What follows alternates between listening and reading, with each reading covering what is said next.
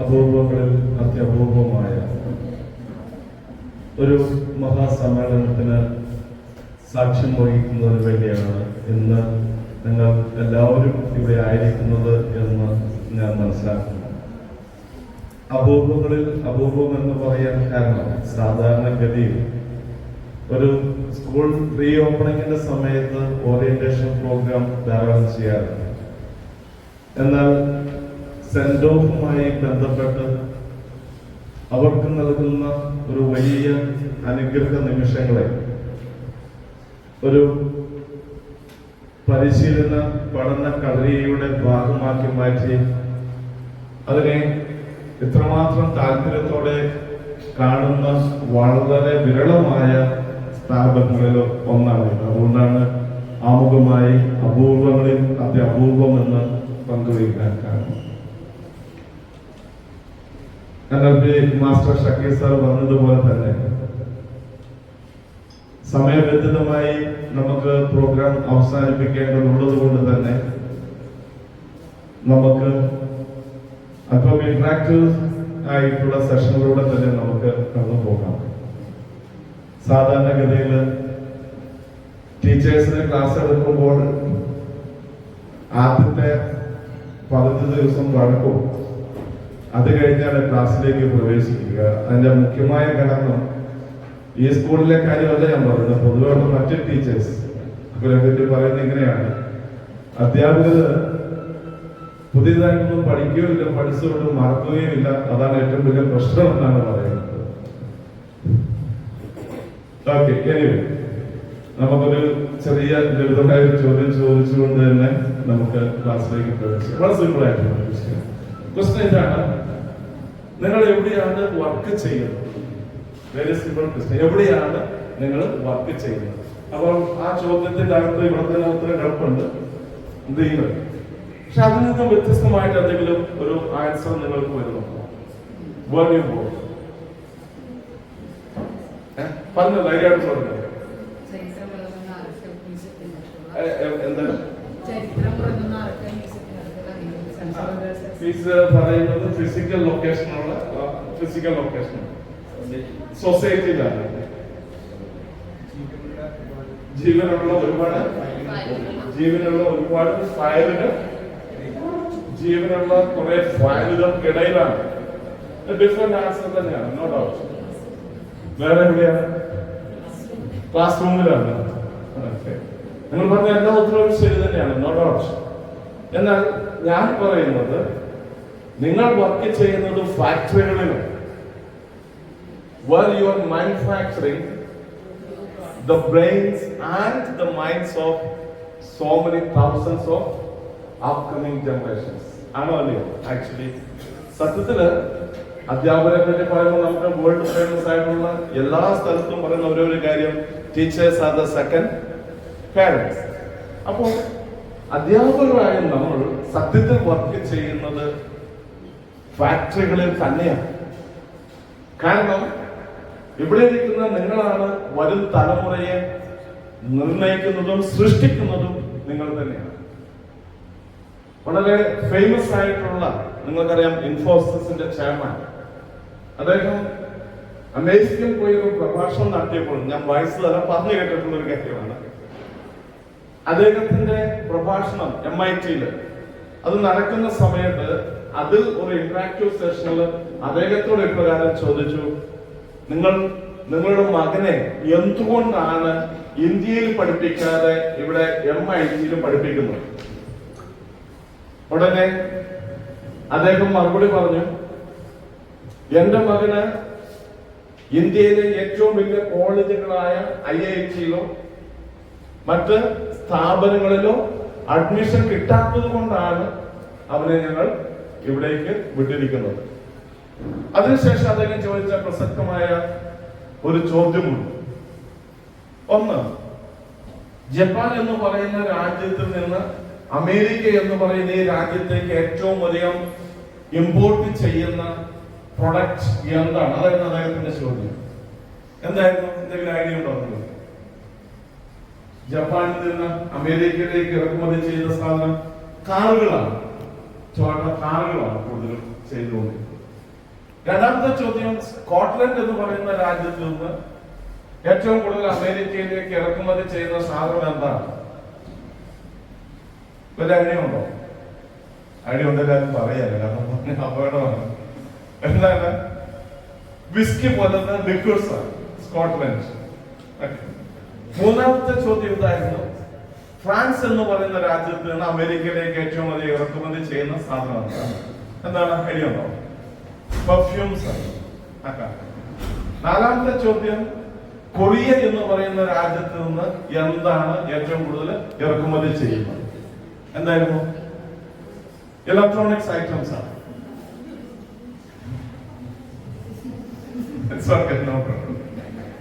അപ്പൊ ഈ 4 ചോദ്യങ്ങൾക്കും വളരെ ഫാസ്റ്റ് ആയിട്ട് ഉത്തരം പറയാനായിട്ട്. The last question, the country called India.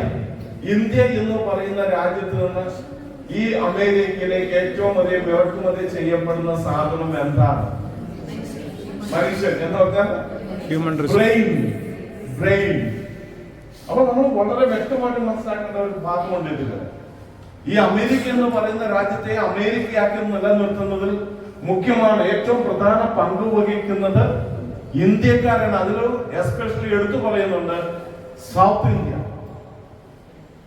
അപ്പോൾ മാനുഫാക്ചർ ചെയ്യപ്പെട്ട നല്ല ബ്രെയിനുകൾ വിദേശത്തേക്ക് ഇറക്കുമതി ചെയ്യപ്പെടുന്നതിൽ മുഖ്യമായിട്ടുള്ള പങ്ക് വഹിക്കുന്നവരാണ് ഇവിടെ ഇരിക്കുന്ന അധ്യാപകരായ നിങ്ങൾ ഓരോരുത്തരും.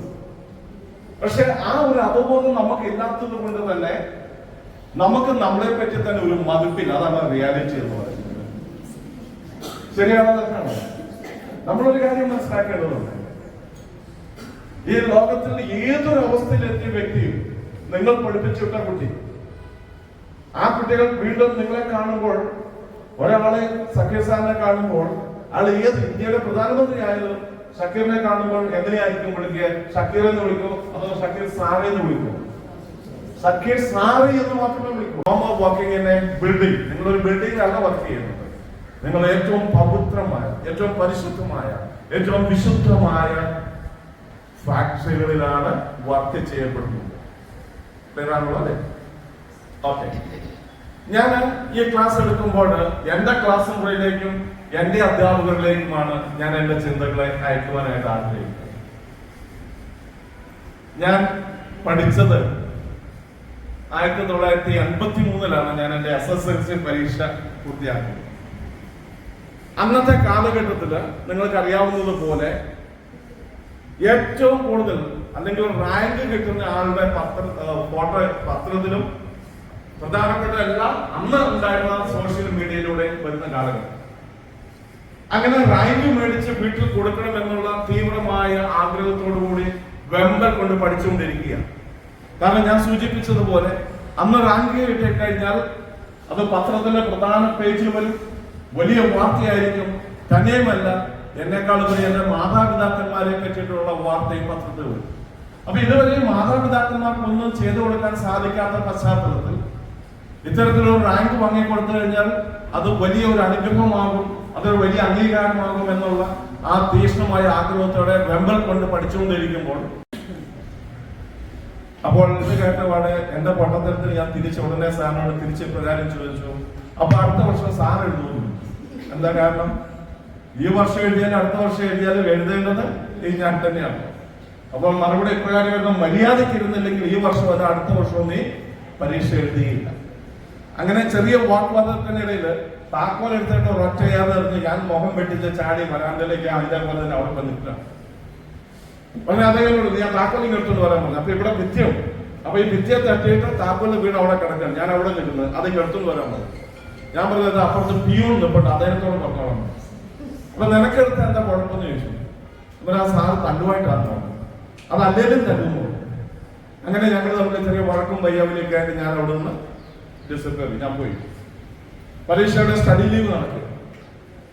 ഞാൻ വോളിബോൾ കളിച്ച് ആസ്വദിക്കുമ്പോൾ ഹെഡ് മാസ്റ്റർ കൈയോടെ പിടിച്ച് അദ്ദേഹം എന്നോട് ഇങ്ങനെയാണ് പറഞ്ഞത്, ഇതെന്താണ് പരിപാടി? അപ്പൊ ഞാൻ സാറിനോട് പറഞ്ഞു, സാറേ രാവിലെ തൊട്ട് വൈകുന്നേരം വരെ ഇങ്ങനെ കുത്തിയിരുന്ന് പഠിച്ചിട്ട് കാലിനായിട്ടുള്ള ഒരു വേദനയായിട്ട് ഒരു അല്പം ഒരു എക്സസൈസിന് വേണ്ടി ഒന്ന് കളിച്ചതേ ഉള്ളത് പറഞ്ഞു. ഉടനെ അദ്ദേഹം എന്നെ അത് പ്രോത്സാഹിപ്പിച്ചുകൊണ്ട് പറഞ്ഞു, അങ്ങനെ തന്നെ വേണം. രാവിലെ മുതൽ വൈകുന്നേരം വരെ ഒരേപോലെ ഇരുന്ന് പഠിച്ചു കഴിഞ്ഞാൽ വൈകുന്നേരം അല്പം എക്സസൈസ് ഒക്കെ വേണം എന്ന് പറഞ്ഞ് അദ്ദേഹം വളരെ സന്തോഷപൂർവ്വം എന്നെ ഇങ്ങനെ പ്രോത്സാഹനം നൽകിയപ്പോൾ അതെനിക്ക് കൂടുതൽ സന്തോഷമായി.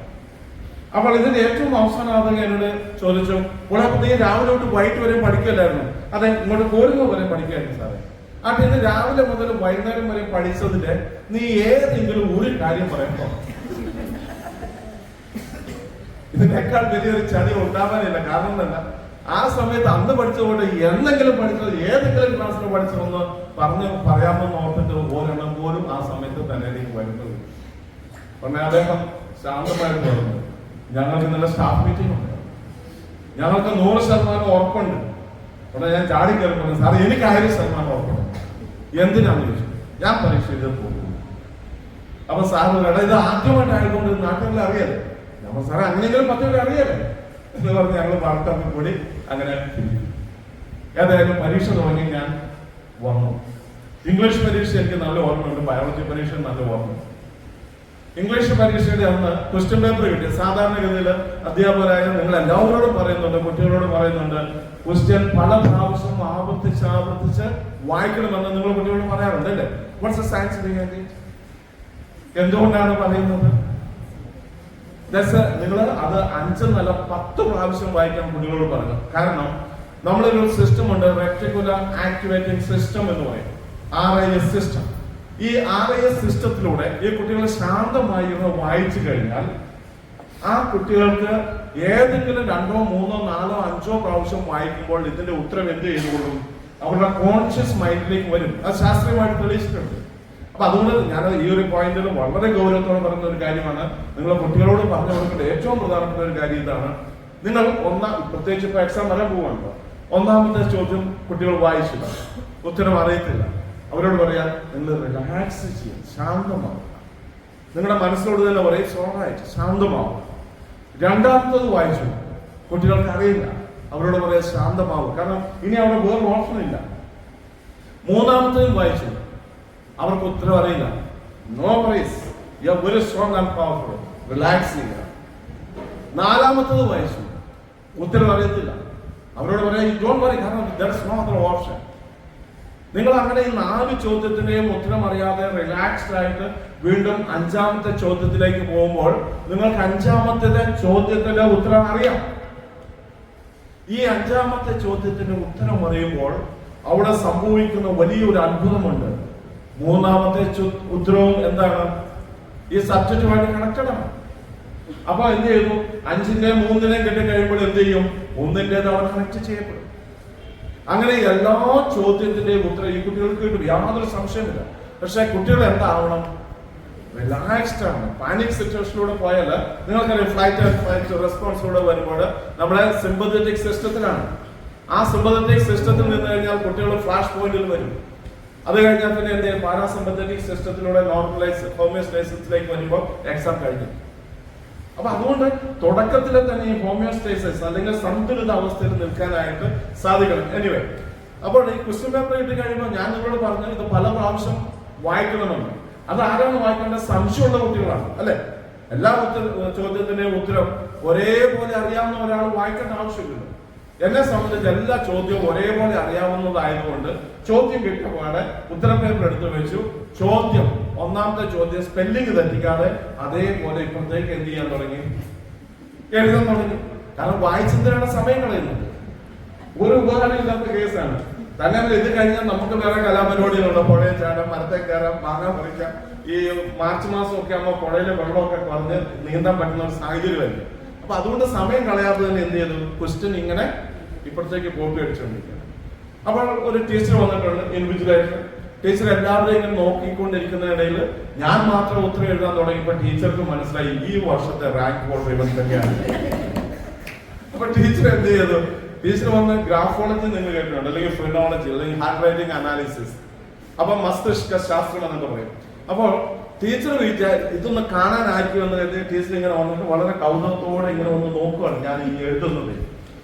അപ്പൊ ഞാൻ വിചാരിച്ച ടീച്ചർ പറഞ്ഞില്ല, ടീച്ചറിന് ഒരു പ്രോത്സാഹനം ആയിക്കോട്ടെ എന്ന് കരുതി ഞാൻ എഴുന്നേറ്റ് ഭയഭക്തി ബഹുമാനത്തോടെ ടീച്ചറിനോട് ഗുഡ് മോർണിംഗ് ഒക്കെ പറഞ്ഞു. Good morning. അപ്പൊ എന്നോട് ഞാൻ ചോദിച്ചു, ടീച്ചർ ഇത് 1ാമത്തെ ചോദ്യം എന്താണ്? ബ്രാക്കറ്റിൽ അവിടെ കിടക്കില്ലേ? അതിൽ നിന്ന് ഏറ്റവും ശരിയായിട്ടുള്ള ഉത്തരം എടുത്ത് എഴുതാനാ പറഞ്ഞത്. ഇനി എന്താ കാണിക്കുന്നതെന്ന് ചോദിച്ചു. കാരണം ടീച്ചർ കാണണല്ലോ, ഞാൻ അതേപോലെ കോപ്പി അടിച്ച് വെച്ചിരിക്കുകയാണ്. ഞാൻ പറഞ്ഞ ടീച്ചറെ അതെനിക്ക് മനസ്സിലായി, ഒന്നെങ്കിലും 10ാം ക്ലാസ് പഠിക്കുന്ന ഒരു പയ്യനല്ല ഞാൻ ചോദിച്ച അതല്ല, ഈ 3 എണ്ണത്തിൽ ഏതാ എഴുതേണ്ടതെന്ന് ചോദിക്കുന്നു. ടീച്ചറിന്റെ സർവ്വ സ്വഭാവം മാറി. ടീച്ചർ ഒറ്റ ഇരിയാവുന്നു. അപ്പൊ ഞാൻ വേറെ മാർക്കൊന്നും ഇല്ലാതെ അവിടെ ഇരുന്നു. അപ്പൊ കൂട്ടുകാരെല്ലാം കണ്ട് അവർക്കറിയാം ഇത് പ്രത്യേകിച്ച് സംഭവിക്കാൻ, ഇതൊക്കെ എന്നും നടക്കുന്നതാണല്ലോ. അപ്പൊ ഞാൻ അവിടെ വേറെ മാർക്കൊന്നും ഇല്ലാത്തതുകൊണ്ട് ഞാൻ അവിടെ കുനിഞ്ഞിങ്ങനെ ഇരിക്കുകയാണ്. പക്ഷെ നോക്കുമ്പോൾ ടീച്ചറിന്റെ സാരി അവിടെ ഉണ്ട്, ആള് മാറിയിട്ടില്ല. അപ്പൊ ഇനി അഥവാ എന്തായാലും അവസ്ഥ എന്ന് പറയുമ്പോൾ അല്ലെ ആ മുകളിലേക്ക് ഒന്ന് ഇങ്ങനെ കേസ് ചെയ്യുമ്പോൾ നോക്കുമ്പോൾ ടീച്ചറിന്റെ മുഖത്ത് ആ ഗൗരവമൊക്കെ ഉണ്ട്, ഒരു ശാന്തത വന്നിട്ടുണ്ട്. അപ്പൊ വാ തുറന്നാലേ പ്രശ്നമുള്ളൂ, ബോഡി ലാംഗ്വേജ് ഉണ്ടല്ലോ. അപ്പൊ ഞാൻ ടീച്ചറിന്റെ മുഖത്തേക്ക് നോക്കിയിട്ട് പറഞ്ഞു, എന്താണ് ഒറ്റ വന്ന പ്രത്യേകത. അപ്പൊ ഞാൻ വളരെ കൃത്യമായിട്ടാണ് പിന്നെ വേണം ഒറ്റ. അപ്പൊ ടീച്ചർ അതിനെ എനിക്കായിട്ട് ഞാൻ ഭയങ്കര ഇഷ്ടം, ഇന്നും മനസ്സിൽ ഓർമ്മ. ടീച്ചർ തിരിച്ച് എന്താ അർത്ഥം, ഒറ്റ ഒന്ന് തിരിച്ചത്. അപ്പൊ ടീച്ചറിന്റെ ഗൗരവം വീണ്ടും കുറയാണ്. അപ്പൊ ഞാൻ എന്റെ ഭാവാംശം വർദ്ധിപ്പിച്ചു, ദയനീയാവസ്ഥ. അപ്പൊ ടീച്ചർ രണ്ടാമത്തെ ആക്ഷൻ എങ്ങനെയാണ്, ഇറക്കി വിടുന്നായി, എല്ലാവരും ഇറക്കി വിടുന്നായി. അപ്പോഴും ഞാൻ ഭയങ്കര മാനസികമായിട്ട് തകർന്ന ഒരു അവസ്ഥ പോലെ അങ്ങ് പ്രകടിപ്പിച്ചു. അപ്പൊ ടീച്ചർ എന്ത് ചെയ്യുന്നത്, വെപ്രാളത്തോളം ഇങ്ങനെ എല്ലാവരും നോക്കിയിട്ട് പോകുന്നതിനിടയിൽ ഇങ്ങനെ ഒരു കുത്തും റൊക്ക പോകും. നിങ്ങൾക്ക് ചിരിക്കാം, പക്ഷെ ടീച്ചർ അതിനേക്കാൾ വലിയ അവസ്ഥ വെച്ച് 2 വാക്കിന്റെ ഇടയിലാണ് കുത്തിയിരിക്കുന്നത്. അപ്പൊ ഇതിന് ഏതെഴുതും, ഇടത്തേതെഴുന്നോ അതോ വാർത്തതെഴുന്നോ? തന്നെയല്ല, ഈ കുത്ത് കണ്ടുകൊണ്ട് തൊട്ടടുത്തിരുന്ന കൂട്ടുകാരൻ ഇവിടെ സംഭവം കിട്ടിയത് നമ്മളും കാണുന്നുണ്ടല്ലോ. അന്നത്തെ കാലത്ത് ഇന്നത്തെ പോലെ അല്ല, എല്ലാം കാണാതെ പഠിച്ചു പോയി എഴുതാം, ശരിയല്ല? ഇംഗ്ലീഷിന്റെ കാര്യത്തിൽ ഇന്നത്തേത് പോലെ അല്ലല്ലോ. അപ്പൊ ഞാൻ അവരോട് കാണിച്ചു ഒരു പക്ഷേ, കാരണം നടക്കല്ലേ കുത്തി വെച്ചിരിക്കുന്നത്. എന്ത് ചെയ്തെന്ന് വെച്ചാൽ ടീച്ചർ പിന്നെ എന്റെ അടുത്തേക്ക് വരാതെ ഈ നടക്കുന്ന സമയത്ത് ഞാൻ ഈ പറഞ്ഞു, ടീച്ചർ ഇതിലെ വന്ന് അങ്ങ് പോകും. കാരണം ഇതിലെ വന്ന് അലമ്പാറിന് ടീച്ചർക്ക് മനസ്സിലായി. ഒരു 3 പ്രാവശ്യം കഴിഞ്ഞപ്പോൾ ഞാൻ ടീച്ചർ ഇതിലെ വന്നപ്പോൾ ഇങ്ങോട്ട് ടീച്ചർ വന്നു. ഞാൻ ആ പേപ്പർ നീക്കി വെച്ചു. നീ എന്താ എഴുതാത്ത? ടീച്ചർ നടക്കുത്തി കാണിച്ചു, എങ്ങനെയാ ടീച്ചർ എഴുതുന്നത്? ടീച്ചർ ഉടനെ തന്നെ പേന വാങ്ങിയിട്ട് ഈസ് എന്ന വാക്കിന്റെ അടിയിൽ വരച്ചു തന്നു. അന്നൊരു പടമായിട്ടാണ് എനിക്ക് തരുന്നത്. എന്തായാലും കിട്ടിയ പാടെ തൊട്ടടുത്തുന്ന കൂട്ടുകാർക്കെല്ലാം കാണിച്ചു കൊടുത്തു. അങ്ങനെ അന്ന് ടീച്ചർ പല ഉത്തരവും പറഞ്ഞു. അതുകൊണ്ട് ഇംഗ്ലീഷ് പരീക്ഷ വലിയ കുഴപ്പമില്ലാതെ കഴിഞ്ഞു. പിന്നെ ഏതൊക്കെയോ കാര്യങ്ങളെല്ലാം നടന്നിട്ടുണ്ട്. പക്ഷെ ഓർമ്മയുള്ളത് പിന്നീട് ബയോളജി പരീക്ഷയാണ്. അതിനകത്ത് ഞാൻ ചെയ്തത് എന്താണെന്ന് വെച്ചാൽ ഏറ്റവും നന്നായിട്ട് പഠിക്കുന്ന 10 പേരെ തെരഞ്ഞെടുത്ത് അവർക്ക് കൈക്കൂലിയൊക്കെ കൊടുത്ത് റെഡിയാക്കി വെച്ചു. അന്നത്തെ കൈക്കൂലി അറിയാലോ, പേരക്ക, ചാമ്പങ്ങ, അല്ലെങ്കിൽ മിഠായി, അല്ലെങ്കിൽ നീന്തലം പഠിപ്പിക്കാം, ഇങ്ങനെയൊക്കെ സൈക്കിളെ കയറ്റാം, ഇങ്ങനെയൊക്കെ ഉള്ള വാഗ്ദാനങ്ങളൊക്കെ കൊടുത്ത് ഒറ്റ അസൈൻമെന്റ് ഉള്ളു. ഇപ്പൊ ഈ സാറിനോടാണ് ഞാൻ പറയുന്നത്, സാറിനെ നമ്മൾ ഇങ്ങനെ ഞാൻ നിങ്ങൾ ഒന്ന് ഇങ്ങനെ കൈവരിൽ കാണിച്ചു. അപ്പൊ നിനക്ക് അവിടെ 5 പേരിൽ വെറുതെ ഇരിപ്പുണ്ടല്ലോ. അപ്പൊ 3ാമത്തെ ഉത്തരവാണെങ്കിൽ നല്ല ഇങ്ങനെ പൊക്കിയേക്കണം, 2ാമതാണെങ്കിൽ ഒന്ന് പൊക്കിയേക്കണം, 1ാമത്തെ ആണെങ്കിൽ ഇങ്ങനെ പൊക്കിയേക്കണം. അങ്ങനെ 10 പേരെ തെരഞ്ഞെടുത്ത് റെഡിയാക്കി വെച്ചിരിക്കുകയാണ്. അതുപോലെ ഇൻവിജിലേറ്റർ വന്നു, ക്വസ്റ്റ്യൻ പേപ്പർ തന്നു. എല്ലാവരും വളരെ ആകാംക്ഷയോടെ ഗൗരവപൂർവ്വം 10ാം ക്ലാസ്സിലെ ക്വസ്റ്റ്യൻ അല്ലേ വായിച്ചുകൊണ്ടിരിക്കുന്നു. ഈ സാറ് ഞാനും അവരെ നോക്കിക്കൊണ്ടിരിക്കുന്നു. ഞാൻ നോക്കുന്നത് എന്താണ്, ഈ അസൈൻമെന്റ് കൊടുത്ത ആൾക്കാരാണല്ലോ, ഇവര് കറക്റ്റ് വായിക്കുന്നുണ്ടായിരുന്നു. ഈ സാറിനെ ഒറ്റ നോട്ടത്തിൽ എന്നെ പിടികിട്ടിയെന്ന് തോന്നുന്നു. അപ്പൊ സാർ എന്നെ ഇടയ്ക്ക് നോക്കും, ഞാൻ കുഞ്ഞ് ക്വസ്റ്റ്യൻ നോക്കും. എന്നിട്ട് 1ാമത്തെ ആളെ ഇങ്ങനെ നോക്കിക്കൊണ്ടിരിക്കാൻ എന്താണ്, അപ്പം എല്ലാ ക്വസ്റ്റ്യൻ കഴിഞ്ഞു. എന്താണ് 1ന്റെ ഉത്തരം 3 അപ്പൊ ചെവിയൊരു പെൻസിലൊക്കെ വെച്ചിട്ടുണ്ട്, ബയോളജി അല്ലേ, പടം വരയ്ക്കട്ടെ. അതെടുക്കും, 3 ടിക്ക് ചെയ്യും, ഇവിടെ തന്നെ വിടും. അത് കഴിഞ്ഞാൽ 2ാമത്തെ ആള്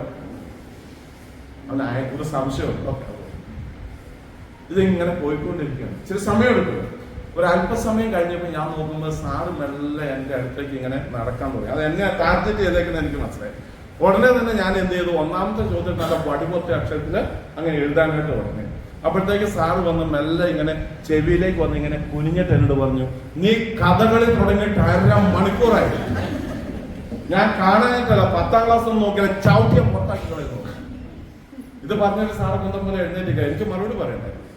അപ്പൊ ഞാൻ പരീക്ഷ എഴുതിക്കൊണ്ടിരിക്കില്ലേ, ഞാൻ സാറിനോട് ഇങ്ങനെ ആ പാവം നല്ലൊരു മനുഷ്യൻ അത് ഇങ്ങനെ വന്നപ്പോൾ ഞാൻ ചെവി പറഞ്ഞു, സാറ് ദേവി എന്ന് ഉപദ്രവിക്കരുത്, 10ാമത്തെ പുറമുള്ള ആളാണ്. സാറ് പുറമോട്ട് 2 സ്റ്റെപ്പ് മാറിയിട്ട് ഒഴിവാക്കി കളിക്കുന്നു. എന്തായാലും ഞാനൊരു 19 മിനിറ്റ് കൊണ്ട്, ഒരു 40 മിനിറ്റ് കൊണ്ട് 10 ഉത്തരം കറക്റ്റ് ആയിരുന്നു. അതിൽ ഒരു തെറ്റുമല്ല. കാരണം എന്താ, ഏറ്റവും നല്ല പഠിപ്പിസ്റ്റുകളാണല്ലോ തന്നിരിക്കുന്നത്. അപ്പൊ 10 മാർക്ക് ഉറപ്പാണ്. 11, 12, 13 നല്ല ചീള് കേസുകൾ ആർക്ക് വേണം 2 മാർക്ക് 3 മാർക്ക് അല്ല ഒഴിവാക്കണം. ലാസ്റ്റ് ചെവിടെ പടം വരച്ച ഭാഗങ്ങൾ അടയാളപ്പെടുത്ത 7 മാർക്ക് കിട്ടിയ വളരെ നല്ല. കാരണം 10 വേണം 17, പക്ഷെ ആര് വരയ്ക്കും? കുറെ ആലോചിച്ചു നോക്കി, അതും കൂടെ കിട്ടിയ സംഭവം ഓക്കെയാണ്. ഒരു ആലോചിച്ചില്ല. ഏറ്റവും അവസാനം അന്ന് ഈ മഷിപ്പേനെ കൊണ്ട് പരീക്ഷ എഴുതുന്നത് നിർബന്ധമുണ്ട്. ഞാൻ വിചാരിച്ചു മഷി എടുത്ത് ചെവിയിലോട്ട് പുരട്ടിയുടെ കടലാസ് അപ്പൊ എനിക്ക് തോന്നി അതെന്തായാലും അത്രയും വിജയിക്കുകയാണ്. അപ്പൊ ഞാൻ എന്ത് ചെയ്തു, കുറച്ചും കൂടെ ആലോചിച്ചു. ഒരു നിവൃത്തിയില്ല, ഞാൻ ചാടി എഴുതി. സാർ എന്റെ അടുത്തേക്ക് വന്നു. സാർ വന്നപ്പോൾ ഞാൻ പറഞ്ഞു, ഗുഡ് മോർണിംഗ് സാർ എന്ന് പറഞ്ഞു. പൊട്ട ചിരിയൊക്കെ ചെയ്തു. സാർ ഇങ്ങനെ ഞാൻ ഇന്ന് പറഞ്ഞിട്ടുണ്ട്, വാച്ചയിലേക്കൊക്കെ നോക്കിയിട്ട് പരീക്ഷ തുടങ്ങി 1 മണിക്കൂർ കഴിയുമ്പോഴാണോ നീ ഗുഡ് മോർണിംഗ് പറയുന്നത്. അപ്പൊ ഞാൻ സാറിനോട് പറഞ്ഞു, സാറേ ഞാൻ എന്തായാലും തോക്കുന്നു. സാറ് പ്രോത്സാഹനം നൽകിക്കൊണ്ട് പറഞ്ഞു, എനിക്ക് യാതൊരു സംശയപ്പെടും, നിന്നെ കണ്ടെത്താൻ അറിയാം. അപ്പൊ ഞാൻ ഈ ക്വസ്റ്റ്യൻ പേപ്പർ എടുത്തൊരു സാറിനെ ഇങ്ങനെ കൊടുത്തിട്ടുണ്ട്. സാർ ഇത് കണ്ടോ, ചെവിടെ പടം വരച്ച ഭാഗങ്ങൾ അടയാളപ്പെടുത്തിയാൽ 7 മാർക്ക്. സാറിന് വാട്സാപ്പ് സാറിന്റെ മറുപടിയാണ് അന്നും ഇന്നും എന്നെ അത്ഭുതപ്പെടുത്തുന്നത്. ഞാൻ എന്താ പറയുന്നത്, അവനോടങ്ങനെ പറയാൻ പറഞ്ഞു.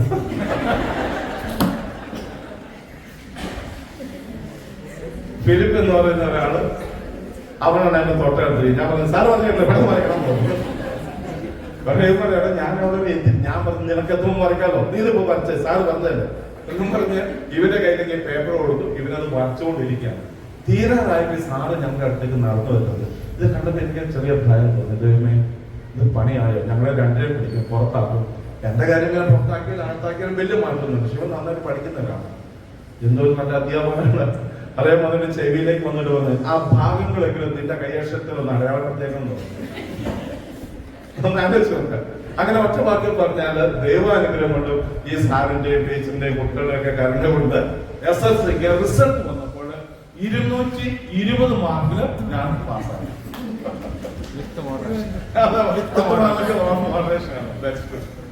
ആൻഡ് നിങ്ങൾ ഇപ്പോഴും പറഞ്ഞാൽ വിശ്വസിക്കുമെന്ന് അറിയില്ല, എന്റെ SSLC ബുക്കുകൾ, അതായത് 480 മാർക്ക് കിട്ടിയ ആൾ പോലും എഴുതി വെച്ചിരിക്കുന്ന സ്വഭാവം, പഠനം, പിന്നെ എന്താ സ്പോർട്സ്, ഈ 3 അവർക്കെല്ലാം എഴുതി വെക്കുന്ന ഗുഡ് ഗുഡ് ഗുഡ്. എന്റെ ബുക്കുകൾ എഴുതി വെച്ചിരിക്കുന്ന വെരി ഗുഡ്. എന്റെ പാസ്പോർട്ട് ഒരാവശ്യത്തിന് ഇപ്പൊ അതിന്റെ കോപ്പി ആവശ്യം വന്നപ്പോൾ എന്റെ മൊബൈലിൽ തന്നെ കിടക്കുന്നു. സംശയമുള്ളവർക്ക് ബ്രേക്കിന്റെ ഇടയിൽ കാണിച്ചത് very good very good very good. അപ്പൊ ഞാൻ ഇങ്ങനെ ആലോചിച്ചു, സാർ എന്തിനാ പോലും എനിക്ക് വെരി ഗുഡ് എന്ന് എഴുതി തന്നു? ഒറ്റ കാരണമുള്ളൂ, ഞാൻ ജയിച്ചെന്ന് അറിഞ്ഞപ്പോ സാറിന്റെ നിയന്ത്രണം വിട്ടുപോയി. വെരി ഗുഡ് എന്ന് എഴുതി തരികയും ചെയ്തു.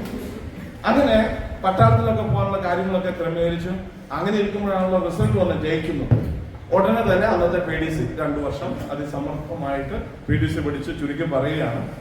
റിസൾട്ട് വരുമ്പോൾ റാങ്ക് കിട്ടുന്നുള്ള പ്രതീക്ഷയോ ഒക്കെ ഉണ്ടായിരുന്നു. അപ്പോൾ ജൂനിയർ കോളേജ് ആയതുകൊണ്ടും ഒരു നല്ല പ്രിൻസിപ്പൾ ആയതുകൊണ്ടും അദ്ദേഹം ഇന്നത്തെ പോലെ ആപ്റ്റിറ്റ്യൂഡ് ടെസ്റ്റ്, കാരിയർ ഗൈഡൻസ് ഒന്നും ഇല്ലാത്ത, ഇന്നിപ്പോ ധാരാളം കാരിയർ ഗൈഡൻസുകളുണ്ട്, ആപ്റ്റിറ്റ്യൂഡ് ടെസ്റ്റ് ചെയ്യണം, അതൊന്നും ഇല്ലല്ലോ. അപ്പം ആൾക്കാരെ വിളിച്ചിട്ട് ഇവരോട് സാർ ഇങ്ങനെ പറഞ്ഞു, അത് തക്കപ്പെട്ട പ്രിൻസിപ്പൾ അദ്ദേഹം പറയാണ്, നീ മോനെ ഇന്ന് നീ പോയി പോളിടെക്നിക്ക് കണ്ണൂരുണ്ട്, നീ ഒരു കാര്യം ചെയ്തോ, നീ BCom പഠിച്ചു എന്നൊക്കെ പറഞ്ഞ് ഓരോരുത്തർക്ക് നേഴ്സിംഗിന് പോകും, അങ്ങനെയൊക്കെ പറഞ്ഞു കൊടുക്കുകയാണ്. അപ്പൊ ഞാൻ അതുപോലെ താമസിച്ചാണ് വരുന്നത്. ഞാൻ വന്നു നോക്കുമ്പോൾ ഇവിടെ ഭയങ്കര ലൈനാണ്, ഇങ്ങനെ ക്യൂ നിൽക്കുക. ഞാൻ ചോദിച്ചത് എന്താ പരിപാടി എന്ന് ചോദിച്ചു. 2ാം മാസത്തിൽ ഇവിടെ നിന്നാലും സർട്ടിഫിക്കറ്റ് തരുവാന്ന് നോക്കും. ഞാൻ ഇന്നും ഓർക്കുന്നുണ്ട്, ഒരു ജോസഫ് രവി എന്ന് പറഞ്ഞ ആള് അവര് സ്റ്റാഫ് റൂമിൽ നിന്ന് പുറത്തേക്ക് ഇറങ്ങി വരുന്നുണ്ട്. അപ്പൊ പുറത്തേക്ക് വരുന്നവിടെ ഞാൻ ചോദിച്ചത് എന്താണ് പരിപാടി എന്ന് ചോദിച്ചു. അതെന്താണെന്ന് എനിക്കറിയില്ല. എന്നോട് സാറ് പോളിടെക്നിക്ക് പൊക്കോളാനാ പറഞ്ഞെന്ന് പറഞ്ഞു. ഞാൻ ചോദിച്ചു, നിനക്ക് അവിടെ പോകാൻ ആഗ്രഹം? എനിക്ക് ഡിഗ്രി ചെയ്യാൻ ആഗ്രഹം. ഞാൻ പറഞ്ഞ പുള്ളിയുടെ അപ്പനല്ലോ ഫീസ് തരുന്നത്, നിന്റെ അപ്പനല്ലേ, നീ പോളിടെക്നിക്ക് ഒന്നും പോകണം, നീ ഡിഗ്രിക്ക് പോകണം പറഞ്ഞു. ഞാൻ പറയുന്നത് കേൾക്കാതെ ഇരുന്നുകൊണ്ട് അവൻ കേരളത്തിലെ വാട്ടർ അതോറിറ്റിയുടെ ചീഫ് എക്സിക്യൂട്ടീവ് എഞ്ചിനീയറാണ്. ഞാൻ പറഞ്ഞ കേട്ടതിന്റെ അഭാവം പരിപാടി അറിയാം. അപ്പൊ ആ രീതിയിൽ ഇങ്ങനെ കുറച്ച് സമയം കഴിഞ്ഞ് കഴിഞ്ഞപ്പോ ഞാൻ എന്ത് ചെയ്തു, മെല്ലെ ഈ ഒന്ന് സ്റ്റാഫ് റൂമിന്റെ അടുത്തേക്ക് ഒന്ന് കയറാമോ എന്ന് നോക്കി ഇങ്ങനെ മെല്ലെ ഒന്ന് അടുത്തേക്ക് അങ്ങനെ ചെല്ലുന്ന സമയത്ത് പിയോണ് അവിടെ അടുത്തേക്ക് കയറ്റി വിടുന്നില്ല. എന്നാ കുറച്ച് സമയം പറ്റിയത് ഇൻക്ലൂഡിങ് മലയാളം. അപ്പൊ ഈ മലയാളത്തിന് എന്ത് പറ്റിയെന്ന് പറയുകയാണെങ്കിൽ ഇൻക്ലൂഡിങ് എന്ന വാക്കിന്റെ അർത്ഥം പറയും. അപ്പൊ ഞാൻ സാറിനോട് എന്നെ പഠിത്തം, ഞാൻ സാറേ മലയാളത്തിന് അപ്പൊ എന്താ പറ്റിയെന്ന് ചോദിച്ചു. ഇവിടെ ഒന്നും വേണ്ടില്ല, ഇവിടെ എന്ത് ചെയ്തു ഇങ്ങനെ കാണിച്ചു. അപ്പൊ ഞാൻ ഇച്ചിരി അല്ല മലയാളത്തിന് എന്താ പറ്റുന്നില്ല, ഒരൊറ്റ ഔട്ട്. ഇത് കേട്ടപ്പോ എനിക്ക് മനസ്സിലായി അടുത്ത് അടിയായിരിക്കും. അന്നത്തെ കാലം ഉണ്ടെന്ന് നിങ്ങൾക്കറിയാം. ഞാൻ എന്തെങ്കിലും ചാടി അതിന് പുറത്തേക്ക് ഇറങ്ങി. പക്ഷെ ടെൻഷൻ കണ്ടിട്ടുണ്ടെങ്കിൽ മലയാളം ഇൻക്ലൂഡിങ് ആകുമോ? വലിയ വിശാലമായ ഗ്രൗണ്ട് ഉണ്ട് അവിടെ. ഈ പിറ്റേലെ പായലും അതിന്റെ രോമവും ഒക്കെ പറിച്ച് കുറെ, നിങ്ങൾക്കറിയാം അന്നത്തെ കാലത്ത് ചെറിയ ചെറിയ കുഞ്ഞു ലവോ അഫയേഴ്സോ ഒക്കെ ഉള്ള ആൾക്കാർ അപ്പൊ വേർപിരിയുകയാണ്. കത്തയച്ചാൽ വീട്ടിൽ പഠിച്ച രണ്ടും തള്ളിപ്പോയി, ഫോൺ വിളിക്കാൻ പറ്റത്തില്ല. അപ്പൊ കുറെ പേര് വിലാപവും കല്ലുകടിയായിട്ട് മതലിന്റെ ഭാഗത്ത് നിൽക്കുന്നു. കുറെ ആൾക്കാർ പഠിപ്പിച്ചുള്ള ഒരു ഗ്രൂപ്പ് അവിടെ നിൽക്കുന്നു. അപ്പൊ ഞാൻ അങ്ങോട്ട് പോകണം ഇങ്ങനെ ചിന്തിച്ചുകൊണ്ടിരിക്കുന്ന സമയത്തുണ്ട് നമ്മുടെ ഹിസ്റ്ററി പഠിപ്പിക്കുന്ന സാർ എടുത്തേ പൊക്കോളൂ, ആളെ എന്റെ അടുത്തേക്ക് ഇങ്ങനെ ഓഫീസിലേക്ക് വരുന്നത്. സാറിനെ വന്നോണ്ട് ഞാൻ പറഞ്ഞു, സാറേ ഇതെന്താ മലയാളം ഇൻക്ലൂഡിങ് ആണോ, എന്തോ കുഴപ്പമുണ്ടല്ലോ, ഇതെന്താ? ഞാൻ ഇന്നും ഓർക്കുന്നുണ്ട് ആ സാറിന്റെ രൂപ. സാറിന് നല്ല തടിയിലാണ്, പൊക്കമില്ല. എന്റെ മുഖത്തേക്ക് ധൈര്യമായിട്ട് ഇങ്ങനെ നോക്കിയിട്ട് പറഞ്ഞു, സാറില്ല പോലെ എന്ന് പറഞ്ഞ് എന്നെ തട്ടിയിട്ട് പറഞ്ഞു, നീ മലയാളത്തിനും കൂടെ തോറ്റു എന്നേ ഓർമ്മ. അപ്പൊ ഞാൻ വേറെ എല്ലാത്തിനും തോറ്റു. ഞാൻ ആ സർട്ടിഫിക്കറ്റ് തിരിച്ചു മേടിച്ചിട്ട് 4 or 5 മടക്കുകയാണ്. അന്നിട്ടിരിക്കുന്ന ഷർട്ടിന്റെ പോക്കറ്റ് ഇടാൻ. സാറ് എന്റെ സർട്ടിഫിക്കറ്റ് മടക്കുന്നു, ഇത് എന്തിനാന്ന് ഞാൻ ചെയ്യും. എടാ മടക്കാതെന്ന് പറഞ്ഞു. അപ്പോഴത്തേക്ക് മടക്കി ഞാൻ എന്റെ പോക്കറ്റിലിട്ടു. ഞാൻ ഇങ്ങനെ മുമ്പോട്ട് നടക്കുമ്പോൾ ഏറ്റവും വലിയ പഠിപ്പിസ്റ്റ് ഞാൻ 2-3 പേരുണ്ട്. അതിൽ മോളി എന്ന് പറഞ്ഞ ഒരാൾ എന്റെ അടുത്തേക്ക് വന്ന് ചോദിച്ചു, അപ്പോൾ എത്ര എണ്ണത്തിന് ജയിച്ചെന്ന് ചോദിച്ചു. ഞാൻ ചോദിക്കുന്നത് അങ്ങനെ ചോദിക്കുന്നത് എത്ര എണ്ണത്തിന് ഞാൻ എല്ലാത്തിനും ജയിച്ചതെന്ന് പറഞ്ഞു. അപ്പൊ അവിടെ ഒരു കോപ്പി ചെയ്യുന്നു എല്ലാത്തിനും. അപ്പൊ നമ്മൾ 2 പോയി ബാക്കിയുള്ള എല്ലാം കിട്ടിയെന്നു. അപ്പൊ ഏതൊക്കെ പോയത് നമ്മൾ സബ്ജക്റ്റ് പോയി ലാംഗ്വേജ് ബാക്കിയുള്ള എല്ലാം കിട്ടിയെന്നു. അവിടുത്തെ കോളേജിലെ ലെക്ചറായി എനിക്ക് 1 വർഷം എടുക്കാലോ. അപ്പൊ അവള് അത് സാറില്ല പോലെ അതാ ത്രേസ്യാമ് നിൽക്കുന്നു. അവള് 3 ഇടത്തിന് പോയത്. അപ്പൊ പറയുമ്പോ മുഴുവൻ പറയണല്ലോ. അപ്പൊ ഈ ത്രേസ്യാമയാണ് ഞങ്ങളുടെ കോളേജിലെ ഏറ്റവും സുന്ദരിയും ഏറ്റവും നന്നായി പഠിക്കുന്നതുമാണ്. അപ്പൊ അതുകൊണ്ട് തന്നെ ഫസ്റ്റ് ഇയറിൽ ഞാൻ ഒരു A4 സൈസിൽ ഒരു ഫുൾ ലവ് ലെറ്റർ എഴുതി അവർക്ക് കൊടുത്തു. പിറ്റേ ദിവസം രാവിലെ തന്നെ മറുപടി ഇട്ട് 2 ലൈനേ ഉണ്ടായിരുന്നു. അത് ഇങ്ങനെയാണ് എഴുതിയത്, എന്റെ പോലെ ഇതെങ്കിലും അക്ഷരത്തെറ്റില്ലാതെ ഒന്ന് എഴുതാൻ പഠിക്കുക, എന്നിട്ട് നമുക്ക് ഇതേപ്പറ്റിയൊക്കെ ആലോചിക്കാൻ പറ്റും. അതിനുശേഷം ബ്രാക്കറ്റിൽ ഇങ്ങനെയും കൂടെ എഴുതി. ഇന്നലെ ഒരു രാത്രി മുഴുവൻ ഞാൻ മണ്ണെണ്ണ വിളക്കിന്റെ മുമ്പിൽ ഇരുന്ന് ഇത് വായിച്ചെടുക്കാൻ പറഞ്ഞു. Bracket close. അതാണ് ത്രേസ്യാമ്. അപ്പൊ അവിടെ തോറ്റു എന്ന് അറിയുമ്പോൾ ഉണ്ടാകുന്ന സ്വാഭാവികമായിട്ട് ഉണ്ടാകുന്ന ഒരു സന്തോഷം. എന്നാൽ അങ്ങനെയൊക്കെ പറഞ്ഞെങ്കിൽ ചെറിയൊരു സേവമൊക്കെ ഉണ്ടായിരുന്നു. ലവ് ലെറ്റർ ഉണ്ണിയപ്പായിട്ടും മുട്ട പൊരിച്ചതായിട്ടും ഒക്കെ ഇടയ്ക്കിടയ്ക്ക് കൊണ്ടു തരുമായിരുന്നു. അങ്ങനെ ഒരു അത്യാവശ്യം ആൾക്കാർക്ക് അറിയാം, മോളിക്ക് അറിയാം. ഒരു പഠിപ്പിച്ചവരുടെ ഗ്രൂപ്പാണ്.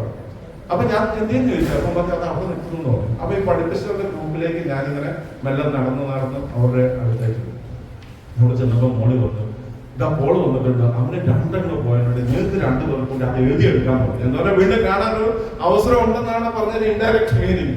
ഏതായാലും അല്പസമയം കഴിഞ്ഞ് ഈ ത്രേസ്യാമ് ഇങ്ങനെ കരഞ്ഞുകൊണ്ടിരിക്കണം.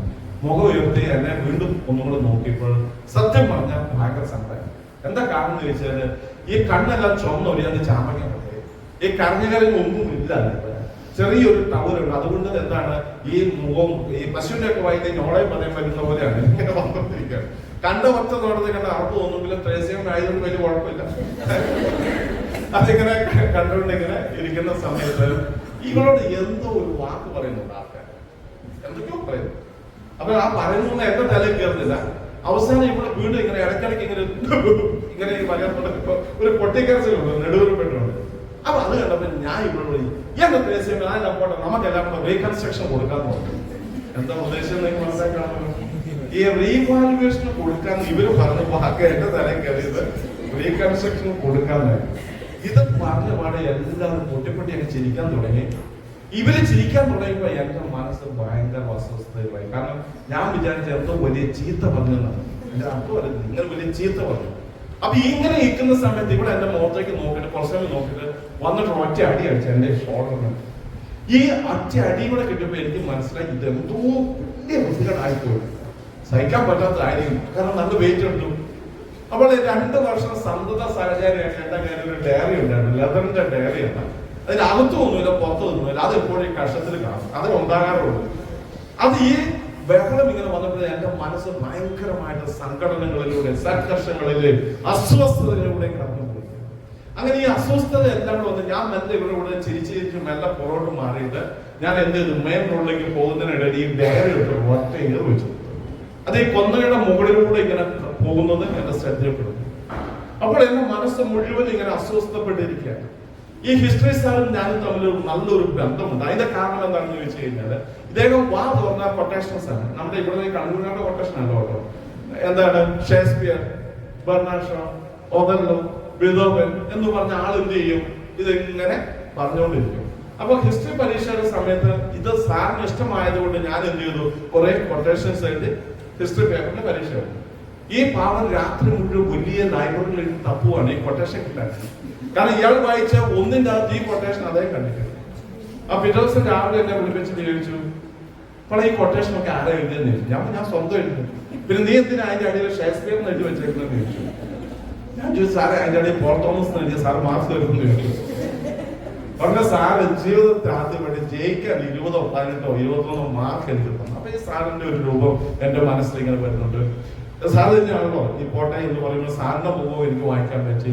ഇങ്ങനെ ഞാൻ നോക്കുമ്പോഴാണ് ഇതിനെക്കാട്ടും വലിയൊരു അപകടം ഇനി പതുങ്ങിയിരിക്കുന്ന വീട്ടിൽ അമ്മ. എന്താ കാരണം? അമ്മയും ഞാനും എന്നും വഴക്കാണ്. അമ്മ എന്നോട് പറയും, എടാ നീ ഇന്ന് 10 പഠിക്കുന്നത്, പോയി ഒന്ന് വായിക്കണം എന്ന് പറയുമ്പോൾ ഞാൻ അമ്മയോട് ചോദിക്കും, അമ്മ എത്ര ക്ലാസ് പഠിച്ചിട്ടുണ്ട്? അമ്മ നാണം കൊണ്ട് പറയും 4 ക്ലാസ്. പക്ഷെ നിന്നെക്കാട്ടും ഭേദമാണ്, എനിക്ക് എഴുതാൻ അറിയാം, വായിക്കാൻ അറിയാം, 16 വരെയുള്ള പട്ടികയുമാണ്. ഇത് എനിക്കിട്ടൊരു കുത്താണ്, കാരണം എനിക്ക് ഇതൊന്നും അറിയില്ല എന്നുള്ളത്. അപ്പൊ ഞാൻ പറയും, ചാച്ചൻ എത്ര പഠിച്ചിട്ടുണ്ട്? 3. പക്ഷെ നിന്നെക്കാട്ടും ഭേദമാണല്ലോ, അല്ല എഴുതാനും വായിക്കാനും പട്ടിക അറിയാമോ? അപ്പൊ ഞാൻ നിങ്ങൾ 2 പേരും കൂടെ എത്ര പഠിച്ചേക്കുന്നത്? 7. ഞാൻ പഠിക്കുന്ന എത്രയില്ല? 10. അപ്പൊ 10ാം ക്ലാസ് പഠിക്കുന്ന ഒരാളെ 7ാം ക്ലാസ് പഠിത്തമുള്ള ആൾക്കാർക്ക് എങ്ങനെ ഉപദേശിക്കാൻ പറ്റും? അപ്പൊ ഇത് പറയുമ്പോഴത്തേക്ക് അമ്മ എന്ത് ചെയ്യും, നല്ല ഈ അടുക്കളയില് ഈ വിറകൊക്കെ ഉള്ളൂ. അപ്പൊ ഈ വിറകെ പിടിക്കും. അത് താങ്കളോടാണെന്ന് എനിക്കറിയാമെന്ന് ഞാൻ ഇച്ചിരി അകലം മാറ്റും. എന്നിട്ട് ഞാൻ വീണ്ടും അമ്മയെ ഐശ്വര്യപ്പെടുത്താനായിട്ട് അമ്മയോട് ഞാൻ പറയും, അതെ അമ്മയ്ക്കും ബുദ്ധിയില്ല, ചാച്ചനും ബുദ്ധിയില്ല, അതുകൊണ്ട് എനിക്കും ബുദ്ധിയില്ല. കറക്റ്റ് അല്ല. ഇത് പറയുമ്പോഴത്തേക്ക് വിറകെടുത്ത് ഒറ്റ ഏറാണ്. അപ്പൊ ഞാൻ പോകുന്നതിന് അമ്മ പല പ്രാവശ്യം വിളിച്ചു പറഞ്ഞ ഒരു സ്റ്റേറ്റ്മെന്റ് എന്റെ മനസ്സിൽ ഇന്നും ഉണ്ട്. സാറ് നിന്റെ അപ്പനും അമ്മയ്ക്കും ബുദ്ധിയില്ല എന്ന് കണ്ടുപിടിക്കാനുള്ള ബുദ്ധി ഉണ്ടല്ലോ നിനക്ക്, അത് മതിയെന്നു. അപ്പൊ ഇതൊക്കെയാണ് എന്റെ മനസ്സിൽ. അപ്പൊ തിരിച്ച് ഞാൻ വീട്ടിലേക്ക് കയറി ചെല്ലുമ്പോഴും എന്റെ മനസ്സ് മുഴുവൻ ഈ വാക്കുകൾ ഇങ്ങനെ നടന്നിരിക്കും. അമ്മയാട്ടോ വഴക്കൂടുന്നത്, ചർച്ചും ഒരു വൈസ് ചാൻസലറാണ്, ഇതിൽ വലിയ ഇടപെടിയാണ്. പക്ഷെ അമ്മ അധ്യാപിക തന്നെയാണ്. വരുന്ന വഴക്ക് നല്ല പഠിക്കുന്ന ഒരു ഫാമിലി ബാക്ക്ഗ്രൗണ്ടുള്ള ആളാണ്. അപ്പൊ ഇങ്ങനെ വരുമ്പോൾ മനസ്സ് മുഴുവൻ ഇങ്ങനെ കർഷകമാണ്, എന്ത് ചെയ്യും? അങ്ങനെ നിവൃത്തിയില്ലല്ലോ, വീട്ടിലേക്ക് ചെല്ലാൻ നിവൃത്തിയില്ല. അങ്ങനെ ഞാൻ സന്ധ്യയോടെ അടുത്ത സമയം വരെ തെക്കോടൊക്കെ നടന്നു. എന്നിട്ട് നല്ല സന്ധ്യ ആയപ്പോൾ വീട്ടിലേക്ക് ഞാൻ ഇങ്ങനെ കയറി ചെല്ലാം. അപ്പൊ എന്റെ പ്രതീക്ഷ ആ സമയത്ത് അമ്മ അടുക്കളയിലാണ്. അപ്പൊ എങ്ങനെയാലും കയറി പതുങ്ങിയിരിക്കാം, എന്തൊക്കെയുള്ള സബ്ജക്റ്റ് പോയി ലാംഗ്വേജ് പോയതൊക്കെ ആ ഭാവത്തിനോട് പറയാനൊരു മടി. അങ്ങനെ വളരെ മനസ്സ് മടുത്തിരിക്കുന്ന ഒരു മാനസികാവസ്ഥ. ഞാൻ ഏതായാലും വീട്ടിലേക്ക് ഇങ്ങനെ സ്റ്റെപ്പുകൾ കയറി അങ്ങ് ചെല്ലുമ്പോഴത്തേക്കും നിർഭാഗ്യവശാൽ ഒരു കനവ് എടുത്തുകൊണ്ട് പതിവിന് വിപരീതമായി മെയിൻ വാതിലൂടെ അമ്മ പുറത്തേക്ക് വരും. അപ്പൊ എന്നെ കണ്ടപ്പോഴത്തേക്കും മകന്റെ ശാരീരിക ഭാഷ വളരെ നന്നായിട്ട് വായിച്ചെടുക്കാൻ കഴിവുള്ള അമ്മ എന്റെ അടുത്തേക്ക് വന്നു. അടുത്തേക്ക് ഇങ്ങനെ വന്നിട്ട് എന്നോട് അമ്മ ചോദിച്ച ചോദ്യം ഇങ്ങനെയാണ്, എടാ മോനെ, നീ ഒരെണ്ണത്തിനെങ്ങാനും ജയിച്ചോ? നീ ഒരെണ്ണത്തിനെങ്ങാനും ജയിച്ചോ എന്നുള്ള ചോദ്യം കേട്ടപ്പോൾ സർവ്വതും വന്ന് ഞാൻ ഒരു പിഞ്ചു കുഞ്ഞിനെ പോലെ പൊട്ടി പൊട്ടി കരയുവാനായിട്ട് തുടങ്ങി. അങ്ങനെ പൊട്ടി പൊട്ടി കരയുവാനായിട്ട് തുടങ്ങുമ്പോൾ അമ്മ ആലിംഗനം ചെയ്തുകൊണ്ട് എന്റെ അത്ര ഉയരമില്ലാത്തതുകൊണ്ട് ചെവിയിലേക്ക് വന്നുകൊണ്ട് പറഞ്ഞു, സാരമില്ല പോട്ടെ, എല്ലാത്തിനും ദൈവം ഒരു വഴി കാണിച്ചു. ആ വഴിയിലൂടെ സഞ്ചരിക്കുമ്പോൾ അധ്യാപകരായ നിങ്ങളോട് എനിക്ക് പറയാനുള്ളത്, teachers are the second parents. ആ അമ്മയുടെ റോളിലേക്ക് ഇവിടെ ഇരിക്കുന്ന ഓരോ അധ്യാപകർക്കും മാറുവാനായിട്ട് സാധിക്കും. അങ്ങനെ വരുമ്പോൾ നിങ്ങൾ ഡ്യുവൽ പേഴ്സണാലിറ്റി എന്ന് പറയുന്ന, അല്ലെങ്കിൽ ഡബിൾ വ്യക്തിത്വം എന്ന് പറയുന്ന അമ്മയാണ് ഒരു സൈഡില്, അപ്പുറത്തെ സൈഡിൽ നിങ്ങൾ ഒരു അധ്യാപികയാണ്. അപ്പോൾ നിങ്ങൾക്ക് എത്രമാത്രം ഒരു കുട്ടീനെ സ്വാധീനം ചെലുത്തുവാനായിട്ട് സാധിക്കും. അപ്പോൾ ആ സെക്കൻഡ് പേരന്റ് അല്ലെങ്കിൽ രണ്ടാമത്തെ അമ്മ എന്ന് പറയുന്ന അധ്യാപകരായ നിങ്ങൾ എത്രമാത്രം ഉണ്ടാവുമെന്ന് പറഞ്ഞാൽ, ജോർജ് കുട്ടി എന്ന് പറയുന്ന ഒരു ഹിസ്റ്ററി അധ്യാപകനെ കൂടി ഞാൻ പങ്കുവെക്കേണ്ടതുണ്ട്. ഈ ജോർജ് കുട്ടി സാറ്, അദ്ദേഹം പരീക്ഷയൊക്കെ ഇങ്ങനെ ആയി, എല്ലാ സംസ്ഥാനങ്ങളെല്ലാം പോയി പൊട്ടിപ്പൊളിഞ്ഞിങ്ങനെ നിൽക്കുന്ന സമയത്ത് പന്തുകളിലും വലിയ കുഴപ്പമൊന്നുമില്ല. അപ്പൊ അതൊക്കെ എന്നെ ഓഫീസിലേക്ക് വിളിച്ചു, ഇരിക്കാൻ പറഞ്ഞു. ഞാൻ അവിടെ ഇരുന്നു. അപ്പൊ എന്നോട് പറഞ്ഞു, എടാ കഴിഞ്ഞ ആ വലിയ പന്തുകളുടെ ഫൈനലില് ഏറ്റവും അവസാനം നീ ആണല്ലോ ആ കളി ജയിപ്പിച്ചത് എന്നിങ്ങനെ കേട്ടല്ലോ എന്ന് പറഞ്ഞു. അപ്പൊ ഞാൻ അദ്ദേഹത്തോട് പറഞ്ഞു യെസ്, അത് അങ്ങനെ തന്നെയാണ്. അപ്പൊ ഈ അധ്യാപകൻ എന്നോട്, നിങ്ങൾ വളരെ ശ്രദ്ധിക്കേണ്ട ഒരു കാര്യമാണ്, ഈ അധ്യാപകൻ അപ്പൊ എന്നോട് ചോദിച്ചു, നീ എങ്ങനെയാണ് ആ കളി ജയിപ്പിച്ചത്? അപ്പോൾ 2 മിനിറ്റ് പറയാവുന്ന ഒരു കാര്യം ഞാനിത് പറയുവാനായിട്ട് തുടങ്ങിയപ്പോൾ ഈ ഭാവം എന്നെ ഇങ്ങനെ പ്രോത്സാഹിപ്പിക്കുകയാണ്. എന്നിട്ട് ഓഹോ ഭയങ്കര എന്നിട്ട് എന്നൊക്കെ പറയുമ്പോൾ ഈ 2 മിനിറ്റ് കൊണ്ട് പറയേണ്ടത് ഞാൻ എന്ത് ചെയ്തു, ഒരു 20 മിനിറ്റ് എടുത്ത് വളരെ വാചാലമായിട്ട് ഉള്ളതിനെ പെരുപ്പിച്ച് ഒരു 100 ഇരട്ടിയാക്കി പറയുമ്പോഴും ഈ മനുഷ്യൻ വളരെ ശ്രദ്ധയോടെ എന്നെ ഇങ്ങനെ കേട്ടുകൊണ്ടിരിക്കുകയാണ്. അപ്പോൾ ഏറ്റവും അവസാനമാണ് എനിക്ക് മനസ്സിലാകുന്നത്, ഇദ്ദേഹത്തിന് വോളിബോളിന്റെ ABCD അറിയാത്തൊരു മനുഷ്യനാണ് ഇത്രയും സമയം എന്നോട് ഇങ്ങനെ സമയം ചെലവഴിച്ചുകൊണ്ടിരിക്കുന്നത്. ഏറ്റവും അവസാനം എത്ര ഗോളിന് ജയിച്ചു എന്ന് ചോദിക്കുന്ന ഒരു സാധനമാണ് എന്ത് ചെയ്യുന്നത്, ഈ അരമണിക്കൂർ അല്ലെ 10-20 മിനിറ്റ് സമയം ഇങ്ങനെ വളരെ ശ്രദ്ധാപൂർവം ഇങ്ങനെ കേട്ടുകൊണ്ടിരുന്നു. അതിനുശേഷം ഒരു പ്രത്യേക സാഹചര്യമായപ്പോൾ അദ്ദേഹം എന്നോട് വളരെ ശാന്തമായി ഒരു ചോദ്യം ചോദിച്ചു. അപ്പോൾ പോളെ, നീ ആ കളി ജയിപ്പിച്ചത് നിന്റെ ബുദ്ധി ഉപയോഗിച്ചുകൊണ്ടല്ലേ തിരിച്ചു? അപ്പൊ ഞാനിങ്ങനെ ഒന്ന് ആണോ അല്ലയോ, കാരണം എനിക്ക് ബുദ്ധി ഇല്ലല്ലോ. അതാണ് എന്നോട് എല്ലാവരും പറഞ്ഞിരിക്കുന്നത്. എന്നെ അറിയാവുന്ന എല്ലാവരും പറഞ്ഞ അണ്ടനാണ്, അടകൊണ്ടാണ്, ബുദ്ധിയില്ല, കഴുതിയാണ്, ചെമ്മാനാണ്. അധ്യാപനം എങ്ങനെയാണ് പറഞ്ഞത്, നാട്ടുകാരും കൂട്ടുകാരും വീട്ടുകാരും എല്ലാം അങ്ങനെയാണ്, കാരണം റിസൾട്ട് വരുന്നത് അങ്ങനെയാണല്ലോ. അപ്പൊ അതുകൊണ്ട് എന്നോട് ഇങ്ങനെ വീണ്ടും അദ്ദേഹം അല്പം കൂടെ കർക്കശത്തോടെ ചോദിച്ചു, മോളെ അതിന്റെ അർത്ഥം നിന്റെ ബുദ്ധി ഉപയോഗിച്ചുകൊണ്ടല്ല നീ ആ കോട്ടിൽ ജയിച്ചെന്ന് ചോദിച്ചു. അപ്പൊ ഞാൻ ഒരു പകുതി മനസ്സോടെ ഞാൻ പറഞ്ഞു യെസ് അതാണ് എന്ന് പറഞ്ഞപ്പോൾ അദ്ദേഹത്തിന് കൈ തരിച്ചു പോയിട്ടുണ്ടാവും ഞാൻ കരുതുകയാണ്. ആ മേശപ്പുറത്തേക്ക് ആഞ്ഞൊരു അടി അടിച്ചുകൊണ്ട് അദ്ദേഹം ചോദിച്ചു, വളരെ assertive ആയിട്ട്, then why don't you use the same in the classroom? അങ്ങനെ ആണെങ്കിൽ അന്നെനിക്ക് ഇംഗ്ലീഷ് അറിയില്ല, പക്ഷെ ആ വാസ്തവം എനിക്ക് മനസ്സിലായി. അദ്ദേഹം പറഞ്ഞ ഉത്തരം എന്റെ ചങ്കിലേക്കാണ് പതിഞ്ഞിരിക്കുന്നത്. അദ്ദേഹം എന്നോട് ചോദിച്ചപ്പോൾ എങ്കിൽ എന്തുകൊണ്ട് നീ ആ ബുദ്ധി ഉപയോഗിച്ചുകൊണ്ട് നിന്റെ ക്ലാസ് റൂമിൽ നീ ഉപയോഗിക്കുന്നില്ല? ആ ഒരു ഒറ്റ ചോദ്യമാണ് പ്രിയപ്പെട്ട അധ്യാപകരെ നിങ്ങളുടെ മുമ്പിൽ എന്നെ ഇതേപോലെ നിർത്തുവാനും ഏകദേശം കൃത്യമായി 75 രാജ്യത്തിലധികം ആൾക്കാരെ പരിശീലിപ്പിക്കുകയും അനേകം വിദേശ രാജ്യങ്ങളിൽ പോയിട്ട് സ്കൂളുകളിൽ ടീച്ചേഴ്സിന് 5 ഡേയ്സ് അടക്കം വർക്ക്ഷോപ്പ് കൊടുക്കുവാൻ സാധിച്ചതിന്റെ പിന്നിൽ സൗദി അറേബ്യ എന്ന് പറയുന്ന വിശുദ്ധ നഗരത്തിന്റെ അല്ലെങ്കിൽ രാജാവിന്റെ പ്രോട്ടോകോൾ ഓഫീസിൽ പോയിട്ട് പോലും ക്ലാസ് കൊടുക്കുന്ന വ്യക്തിയാണ്. അൽമറായി എന്ന് പറയുന്ന ഡയറി ഫാമിന്റെ ട്രെയിനറാണ്. അടുത്ത മാസം മാർച്ച് 25-ന് UK-ലേക്ക് പോവാണ്, അടുത്ത ആഴ്ച സൗദിയിലേക്ക് പോവാണ് ക്ലാസ്സുകൾ കൊടുക്കുന്നതിന് വേണ്ടിയിട്ട്. പക്ഷേ ഇതൊക്കെ നടക്കുമ്പോഴും എന്റെ മുമ്പിൽ എന്നും നിറഞ്ഞു കവിഞ്ഞ് തുളുമ്പി നിൽക്കുന്ന ഒരു അധ്യാപകന്റെ മുഖമുണ്ട്. അദ്ദേഹമാണ് ജോർജ് കുട്ടി. ഇവിടെ നിങ്ങളെ ഇരിക്കുന്ന ഓരോരുത്തരോടും ഞാൻ ചോദിക്കുകയാണ്, വരും കാലങ്ങളിൽ മറ്റൊരു അവസരത്തിൽ നിങ്ങൾ പഠിപ്പിച്ചു വിട്ട എത്ര കുട്ടികൾ ഇതേപോലെ പോയിട്ട് എന്റെ അധ്യാപകൻ, അതായത് നിങ്ങളുടെ പേര് പറഞ്ഞുകൊണ്ട് സംസാരിക്കാൻ പ്രാപ്തിയുള്ള എത്ര കുട്ടികളെ നിങ്ങൾ ഉണ്ടാക്കി കൊടുക്കുന്നു എന്ന് നിരന്തരമായി നിങ്ങളോട് ചോദിക്കേണ്ട ഒരു ചോദ്യമാണ് പ്രിയപ്പെട്ട അധ്യാപകരെ. നിങ്ങളാണ് ഈ ലോകത്തെ നിർണയിക്കുന്നത്. നമുക്കറിയാം സമകാലീനമായിട്ടുള്ള വിഷയങ്ങൾ ഉണ്ടാകുന്നുണ്ട്. പക്ഷേ ഒരു കുട്ടിയുടെ ഉപബോധ മനസ്സിലേക്കും അവബോധ മനസ്സിലേക്കും അധ്യാപകരായ നിങ്ങൾക്ക് സ്നേഹവചനങ്ങൾ കൊണ്ട് അവരുടെ ഉള്ളുകൾ നിറയ്ക്കുവാനായിട്ട് സാധിക്കുകയാണ് എങ്കിൽ അവർ വഴിപിഴച്ചു പോകാനുള്ള സാധ്യതകൾ വളരെ വിരളമാണ്. വരും കാലങ്ങളിൽ ഇവിടെ ഇരിക്കുന്ന അധ്യാപകരായ നിങ്ങളുടെ ഓരോരുത്തരുടെയും പേരുകൾ ഇതേപോലെ ഞാൻ ലക്ഷക്കണക്കിന് ആൾക്കാർക്ക് ക്ലാസ് എടുത്തിട്ടുണ്ട് ഒരേ സമയത്ത്. എല്ലാം കൂടെ ചേർന്നിട്ടല്ല പറയുന്നത്. ഒരു ഓഡിയൻസിൽ തന്നെ 1,40,000-ൽ ആൾക്കാരുടെ മുമ്പിൽ ഞാൻ പ്രസംഗിപ്പിച്ച ഈ ജോർജ് കുട്ടിയെ പറ്റി പറയുന്നുണ്ടായി. കാരണം അദ്ദേഹം എന്നെ സ്വാധീനിച്ചതുപോലെ തീർച്ചയായിട്ടും മാതാപിതാക്കന്മാർ, അത് കഴിഞ്ഞാൽ എന്നെ ഏറ്റവും കൂടുതൽ സ്വാധീനിച്ചത് എന്റെ അധ്യാപകരാണ്. ഞാൻ പഠിക്കാൻ വളരെ മോശമായിരുന്നപ്പോഴും എന്നെ താലോലിച്ച, എന്നെ സ്നേഹിച്ച, എനിക്ക് വേണ്ട എല്ലാ സംവിധാനങ്ങളും ഒരുക്കി തന്ന ധാരാളം അധ്യാപകരുണ്ട്. ആ അധ്യാപകരാണ് പ്രിയപ്പെട്ടവരെ ഇതേപോലെ എന്റെ മുമ്പിൽ നിങ്ങളെ നിർത്തുവാനായിട്ട് പ്രാപ്തരാണ്. ഈ ക്ലാസ് കഴിയുമ്പോൾ നിങ്ങൾ നിർബന്ധമായും നിശ്ചയമായും ഈ ഒരു ചോദ്യം നിങ്ങളോട് തന്നെ നിങ്ങൾ ചോദിക്കണം. നിങ്ങളുടെ ക്ലാസ്സിലുള്ള കുട്ടികളെ മനസ്സൊന്ന് കാണുക.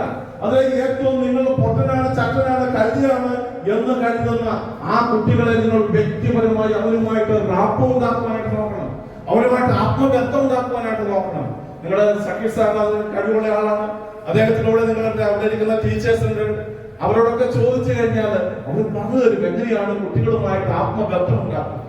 ആ ബന്ധമുണ്ടാക്കി ആ കുട്ടികൾക്ക് പറഞ്ഞു കൊടുത്തു കഴിഞ്ഞാൽ പ്രിയപ്പെട്ടവരെ, വരും തലമുറകളിലൂടെ നിങ്ങൾ ജീവിക്കും. ഈ ആൾ മരിച്ചുപോയി, വർഷങ്ങൾക്ക് മുമ്പേ മരിച്ചുപോയി, എന്നെ പഠിപ്പിച്ച. പക്ഷെ അദ്ദേഹം എന്റെ മനസ്സിലൂടെ ആയിരക്കണക്കിന് പതിനായിരക്കണക്കിന് ആൾക്കാരുടെ മനസ്സിലേക്ക് ഇത് ആരാണ് എന്ന് അറിയാനുള്ള ആകാംക്ഷ കാണിക്കുന്നുണ്ട്.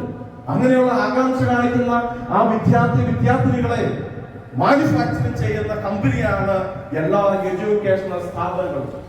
അവിടെയാണ് നിങ്ങൾ വർക്ക് ചെയ്യുന്നത്. അതുകൊണ്ട് വളരെ ബോധപൂർവ്വം നിങ്ങൾ ശ്രദ്ധിക്കേണ്ട ഒരു ഭാഗമാണ് നിങ്ങളുടെ വർക്ക് ചെയ്യുന്നത് അനേകായിരം തലമുറകളുടെ ബ്രെയിനുകളും മനസ്സുകളിലുമാണ് നിങ്ങൾക്ക് സ്വാധീനിക്കുവാനായിട്ട് സാധിക്കുന്നത് എന്ന ചിന്ത ആമുഖമായി പങ്കുവെച്ചുകൊണ്ട് എന്തെങ്കിലും ചോദ്യങ്ങൾ ഇതുവരെ ഉള്ളതിലുണ്ടെങ്കിൽ ചോദിക്കാം. അത് കഴിഞ്ഞ് എനിക്ക് തോന്നുന്നു ബ്രേക്ക് ആയിരുന്നു, ഒരു ചായ ഉണ്ടെന്ന് പറഞ്ഞു.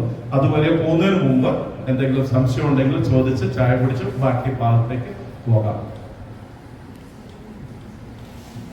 വർക്ക് ചെയ്തത് മൈക്രോസോഫ്റ്റിൽ വർക്ക് ചെയ്യുന്ന സമയത്ത് ഈ പ്രൊഡക്റ്റ് ലോഞ്ച് ചെയ്യുന്ന സമയത്ത് ഈ പ്രൊഡക്റ്റ് ലോഞ്ച് ചെയ്യുമ്പോൾ അവർ വന്നതിന്റെ ടെക്നിക്കൽ സാധനങ്ങൾ ഇങ്ങനെ പറയും. അപ്പൊ ആ സമയത്ത് എനിക്കത് വളരെ കൗതുകമായിട്ട് തോന്നി, ഇഷ്ടമായിട്ട് തോന്നി. അപ്പൊ ചെറിയ ക്ലാസ്സുകൾ എടുക്കാനായിട്ട് ഞാനിങ്ങനെ ആരംഭിച്ചു. അങ്ങനെ ക്ലാസ്സുകൾ എടുത്തു കഴിഞ്ഞപ്പോൾ ആ ക്ലാസ്സിൽ പങ്കെടുത്ത പഠിതാക്കൾ പറഞ്ഞു ഈ ക്ലാസ് വളരെ നന്നായിരുന്നു, നല്ല റിസൾട്ട് ഉണ്ടായിരുന്നു പറഞ്ഞു. അങ്ങനെ വന്നപ്പോൾ ഞാൻ എന്ത് ചെയ്തു, അത് എനിക്ക് ഒരു ഇഷ്ടമുള്ളതായിരുന്നു.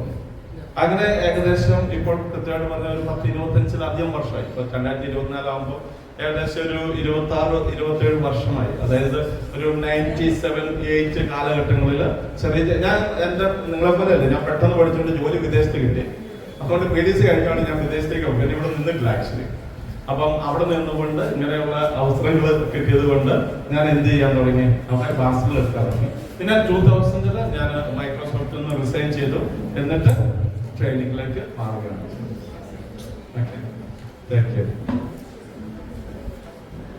വേറെ ഒന്നും ഇല്ലെങ്കിൽ നിങ്ങൾ ചായ കുടിക്കുക.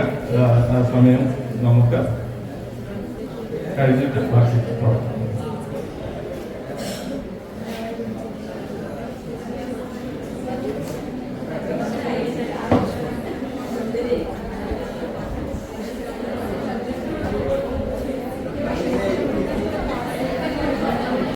സ്ഥിരമായിട്ട് ഇത് കൈകാര്യം ചെയ്ത കുട്ടികളെ ഇങ്ങനെ കൈകാര്യം ചെയ്യുന്ന രീതിയിൽ വലിയ മാറ്റങ്ങളൊന്നും വരുത്താതെ കൈകാര്യം ചെയ്തുകൊണ്ടിരിക്കുമ്പോൾ എന്താണ് സംഭവിക്കുക?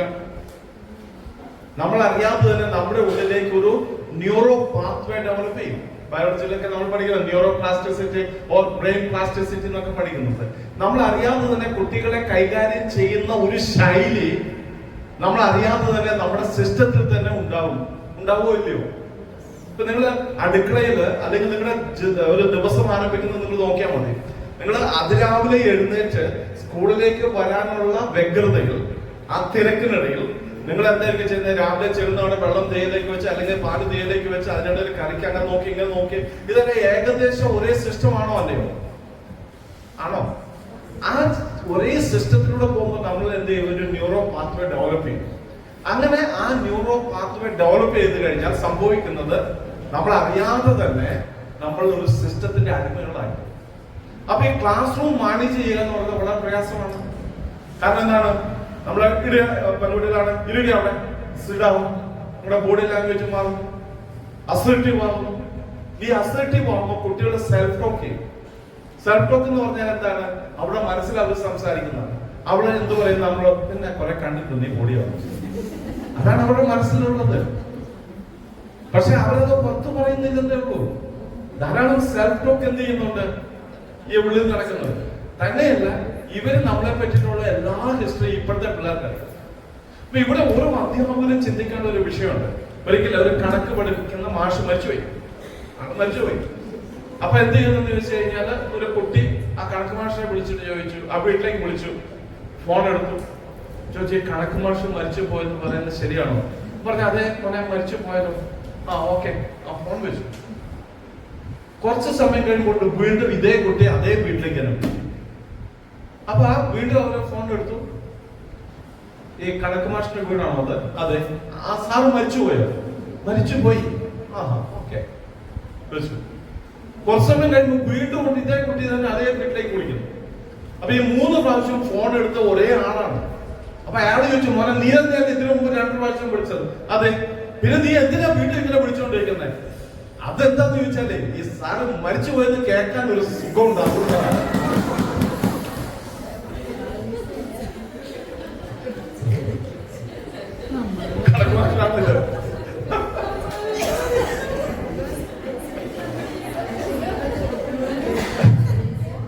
അപ്പൊ ഇവിടെ ഇരിക്കുന്ന ഓരോ അധ്യാപകരും ചിന്തിക്കേണ്ടത്, മലയാളം പഠിപ്പിക്കുന്നവര് ചിന്തിക്കണം, മലയാളം ടീച്ചർ മരിച്ചു എന്ന് പറഞ്ഞ് കുട്ടി ഫോൺ ചെയ്യുന്നുണ്ടോ? Hindi, English, what ever the subject. ചില സാഹിത്യത്തിൽ നമുക്കറിയാം എന്താണെന്ന് വെച്ച് കഴിഞ്ഞാല്, ഈ സ്റ്റാഫ് റൂമിലേക്ക് കുട്ടികൾ വന്നിട്ട് ഇങ്ങനെ എത്തി നോക്കും. രാവിലെ ഇവര് വന്നിട്ട് നോക്കുന്നത് എന്താന്ന് ചോദിച്ചാല്, ഇതേപോലെ നിങ്ങളെ പോലുള്ള ചില മുഖങ്ങളുണ്ട്, ബയോളജി ടീച്ചറേക്ക് ആ ടീച്ചർ വന്നിട്ടുണ്ട്, തീർന്നു. അതേസമയം ആ ടീച്ചർ ഇല്ലെങ്കിലോ ഭയങ്കര ആനന്ദമായിരിക്കും. ഇതിന്റെ എല്ലാ കാരണം എന്ത് തന്നെയാണ്? നമ്മുടെ ടീച്ചേഴ്സിന്റെ ഈഗോ തന്നെയാണ്. ഈ ടീച്ചേഴ്സ് ഈഗോയാണ് നമ്മുടെ ഏറ്റവും വലിയ ശത്രു എന്ന് പറയുന്നത് കേട്ടോ. അത് നമ്മൾ അറിയാതെ തന്നെ വരുന്നത് എല്ലാവർക്കും ഉണ്ട്. നമ്മൾ ഇങ്ങനെയാണ് അതിനെപ്പറ്റി പറയുന്നത്, anything that is out of your awareness is out of your control. നിങ്ങൾ അതേപ്പറ്റി അവയർ അല്ലെങ്കിൽ എന്താണ്, നമുക്ക് അതിനെ നിയന്ത്രിക്കാൻ പറ്റുമോ? Anything that is out of your awareness is out of your control. നമുക്ക് അതിനെ നിയന്ത്രിക്കാൻ പറ്റുന്നില്ല. അപ്പൊ ഏറ്റവും ആദ്യത്തേത്, നിങ്ങൾ സ്വയം ഒരു സെൽഫ് ആക്ച്വലൈസേഷൻ, നമ്മളെ തന്നെ സ്വയം ഒന്ന് വിശകലനം ചെയ്യണം. ഞാൻ എങ്ങനെയാണ് എന്റെ കുട്ടികളോട്, പ്രത്യേകിച്ച് ഇന്നത്തെ ക്ലാസ് കഴിയുമ്പോൾ നിങ്ങൾ പോയിട്ട് വിശാലമായിട്ട് വിശകലനം ചെയ്യേണ്ടത് എങ്ങനെയാണ്. ഒരു 10 വർഷം കഴിയുമ്പോൾ ഞാൻ റിട്ടയർ ആകും, അതല്ലെങ്കിൽ ഞാൻ റിട്ടയർ ആകുന്നതിന് മുമ്പ് തന്നെ ഒരാൾ പോയിട്ട് എവിടെയെങ്കിലും പോയി ക്ലാസ് എടുക്കുകയാണെങ്കിലും എന്നെ പറ്റി അവിടെ എന്തായിരിക്കും പറയുന്നത്? ആ ഇംഗ്ലീഷ് ടീച്ചർ കാരണമാണ് ഞാൻ റണ്ണാൻ മാർട്ടിൻ എന്ന് പറയുന്ന ആളുടെ ഗ്രാമർ ബുക്ക് വാങ്ങിയതെന്ന് പറയുമോ? ഞാൻ പറഞ്ഞു, ജോർജ് കുട്ടി എന്ന് പറഞ്ഞ അധ്യാപകനാണ് റണ്ണാൻ മാർട്ടിന്റെ ഗ്രാമർ ബുക്ക് വാങ്ങാൻ എന്നെ ഇൻസ്പിറേഷൻ നൽകിയതും അത് വാങ്ങുകയും. ഞാൻ ഈ ബ്രേക്കിനിടയിൽ പലപ്പോഴും പല ആൾക്കാരും ചോദിച്ചൊരു ചോദ്യമുണ്ട്, ഈ +2 ശേഷം ഇന്നത്തെ PDCക്ക് ശേഷം എന്താ ചെയ്തെന്ന് ചോദിച്ചാൽ 1-2 വാക്കുകൾ പറഞ്ഞ് അവസാനിപ്പിക്കാം. ഒരു താല്പര്യം അവിടെ വെച്ചോണ്ടിരിക്കണ്ട. ഞാൻ എന്റെ അങ്കിളുണ്ട് അന്ന് സൗത്ത്. അപ്പൊ ഞാൻ ആൾക്ക് ഒരു കത്ത് എഴുതി. ആ കത്തിൽ എത്ര എഴുതും? 2 ലൈനേ ഉള്ളൂ. എനിക്ക് എത്രയും പെട്ടെന്ന് അങ്ങോട്ട് വരണം. അന്ന് ഇല്ലന്റെ എഴുതുന്നത്, സാധാരണ നമ്മൾ സ്നേഹം എന്ന് പറഞ്ഞാൽ അല്ല മൈ ഡിയർ എന്നൊക്കെ എഴുതണമല്ലോ. അന്ന് ഞാൻ ചെയ്തത് എന്താന്ന് വെച്ചാൽ, നേരെ ഇല്ലന്റെ പറഞ്ഞ സമയമൊന്നുമില്ല. അതുകൊണ്ട് എന്ത് ചെയ്തു, എനിക്കൊരു ബസ് തന്നെ എത്രയും വേഗം അങ്ങോട്ട് വരണം. പുള്ളി അതേപോലെ തന്നെ തിരിച്ചിങ്ങോട്ട് ഒരു മറുപടി എഴുതി, ഈ ലോകത്തിലുള്ള ആർക്ക് ബസ് തന്നാലും നിനക്ക് മാത്രം ഞാൻ ബസ് തരില്ല. കാരണം നമ്പർ 1, ഒന്നാമത്തെ കാരണം പട്ടാളത്തെ കൊണ്ടുപോയിട്ട് നീ ചാടി പോകും. 2ാമത്തെ കാരണം, നിന്നെ ഞാൻ ടൈപ്പ് റൈറ്റിംഗ് പഠിപ്പിക്കാൻ കൊണ്ടുപോയിട്ട് നീ ടീച്ചറെ ടൈപ്പ് റൈറ്റിംഗ് പഠിപ്പിച്ച് തിരിച്ചു പോകും.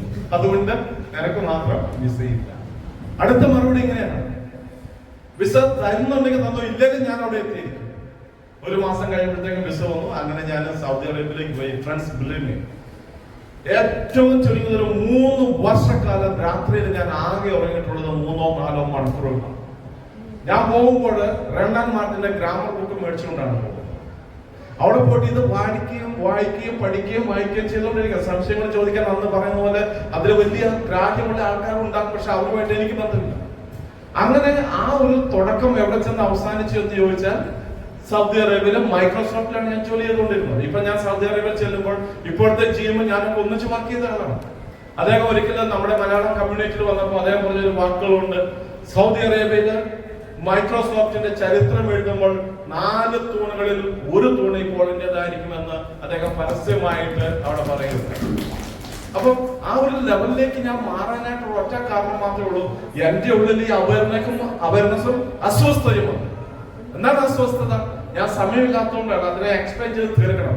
ഈ സാറിനോട് ഇവരോട് ചോദിച്ചാൽ അറിയാം, എന്റെ ക്ലാസ് തുടങ്ങുന്നത് എങ്ങനെയാണ്? സാധാരണഗതിയിൽ നിങ്ങൾക്ക് എല്ലാവർക്കും ധാരാളമായിട്ടുള്ള അസ്വസ്ഥതകൾ ഉണ്ടാകട്ടെ എന്ന് പറഞ്ഞാണ് ഞാൻ ക്ലാസ് തുടങ്ങാറുള്ളത്. ഇവിടെ ഞാനത് തുടങ്ങാത്തതിന് കാരണം നമ്മുടെ ഈ സമയത്തിനുള്ളിൽ അതിനെ പൂർത്തീകരിക്കാൻ പറ്റില്ല എന്ന്. എന്തുകൊണ്ടാണ് അത് പറഞ്ഞത്? ഞാനിപ്പോ ഖത്തറിൽ കഴിഞ്ഞ ആഴ്ചയിലുണ്ടായിരുന്നു. അപ്പൊ അവിടെ ആ ക്ലാസ് ഏറ്റവും ഇഷ്ടപ്പെട്ട ഒരു വ്യവസായ പ്രമുഖനുണ്ട്. അദ്ദേഹം 5 മിനിറ്റ് കഴിഞ്ഞ് പോകാൻ വന്ന ആളാണ്. അദ്ദേഹം ആ ക്ലാസ് കഴിയുന്നത് വരെ എഴുതണം. കാരണം ഞാൻ അദ്ദേഹത്തിന് തുടക്കം ഇങ്ങനെയായിരുന്നു. ആ ദിവസം പറഞ്ഞു, എന്നിട്ട് ഞാൻ 12-ാം തീയതിയാണ്. ഇന്ന് ഫെബ്രുവരി 12-ാം തീയതി. ഇവിടെ ഇരിക്കുന്ന നിങ്ങൾക്ക് എല്ലാവർക്കും എന്റെ മനസ്സിന്റെ നിറവിൽ നിന്ന് നിറഞ്ഞ മനസ്സോടെ, നിറഞ്ഞ സന്തോഷത്തോടെ, നിറഞ്ഞ പ്രാർത്ഥനയോടെ ധാരാളം അസ്വസ്ഥതകൾ ഉണ്ടാകട്ടെ എന്ന് ആശംസിക്കുന്നു എന്ന് പറഞ്ഞുകൊണ്ടാണ് ക്ലാസ് തുടങ്ങിയത്. ഫ്രണ്ട്സ്, നമ്മുടെ ജീവിതത്തിലേക്കും ഒരു അധ്യാപികൻ എന്ന നിലയിൽ അല്ലെങ്കിൽ അധ്യാപകൻ എന്ന നിലയിൽ നിങ്ങൾക്ക് അസ്വസ്ഥത ഉണ്ടാകണം. ആ അസ്വസ്ഥത ഉണ്ടാകുമ്പോൾ മാത്രമേ നിങ്ങൾക്ക് സ്വസ്ഥതയുള്ള കുട്ടികളെ പുറത്തേക്ക് വിടാൻ പറ്റൂ. ആണോ അല്ലയോ? നിങ്ങൾ അസ്വസ്ഥരാവണം. നിങ്ങളുടെ അസ്വസ്ഥതകളെ നിങ്ങൾ ഫേസ് ചെയ്യണമെങ്കിൽ നിങ്ങളിൽ നിന്ന് ഏറ്റവും ആദ്യമേ എടുത്ത് കളയേണ്ടത് എന്താണെന്ന് അറിയാമോ? ഈഗോയാണ്. ഈ ഈഗോ എന്ന് പറയുന്നത് ഒരു ചെറിയ വാക്കാണെങ്കിലും ഇതിന്റെ അർത്ഥം വളരെ ആഴമുള്ളതാണ്. Edging God out. അഹങ്കാരം എന്നതിന് അപ്പുറത്തേക്കുണ്ട് ഈഗോ എന്ന് പറയുന്നത്. ഞാനിത് 2-3 പ്രാവശ്യം എന്റെ മനസ്സിൽ വേണ്ട എന്ന് പറയുമ്പോൾ എന്റെ മനസ്സിലേക്ക് ഒരു ഇൻസ്പിറേഷൻ ആയിട്ട് വരുന്ന ഒരു ഇൻസിഡന്റ് ഞാൻ ഷെയർ ചെയ്യാം. ഞാൻ മൈക്രോസോഫ്റ്റിൽ ജോലി ചെയ്യുന്ന കാലഘട്ടം. അന്ന് ഈ മൈക്രോസോഫ്റ്റിൽ GM ഒരിക്കലും HR-ലെ ഇന്റർവ്യൂ ചെയ്യുന്നില്ല. അതൊക്കെ വേറെ ലെവലിലാണ് പോകുന്നത്. അപ്പൊ ഈ ഇന്റർവ്യൂ ഒക്കെ ചെയ്ത് കഴിഞ്ഞ് ഈ GM ആ സമയത്ത് US-ലായിരുന്നു. അദ്ദേഹം തിരിച്ചു വന്നു.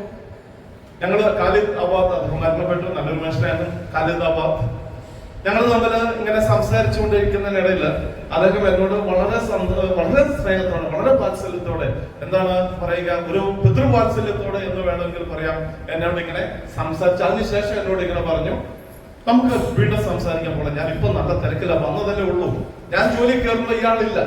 അപ്പൊ ജോലി കയറി കഴിഞ്ഞാൽ ഇദ്ദേഹം വരുന്നത്. അപ്പൊ ഞങ്ങൾ തമ്മിൽ ഇങ്ങനെ സംസാരിച്ചു. ഞാൻ തീർച്ചയായിട്ടും അത് കഴിഞ്ഞ് ഈ മൈക്രോസോഫ്റ്റ് ജോലിയുടെ ഏറ്റവും വലിയൊരു പ്രത്യേകത എന്ന് പറഞ്ഞാല് ആ കാലഘട്ടത്തിൽ, ഇപ്പോഴത്തെ അല്ല കേട്ടോ, ആ കാലഘട്ടത്തിൽ ഇപ്പോഴും അവരൊക്കെ തന്നെയാണ്.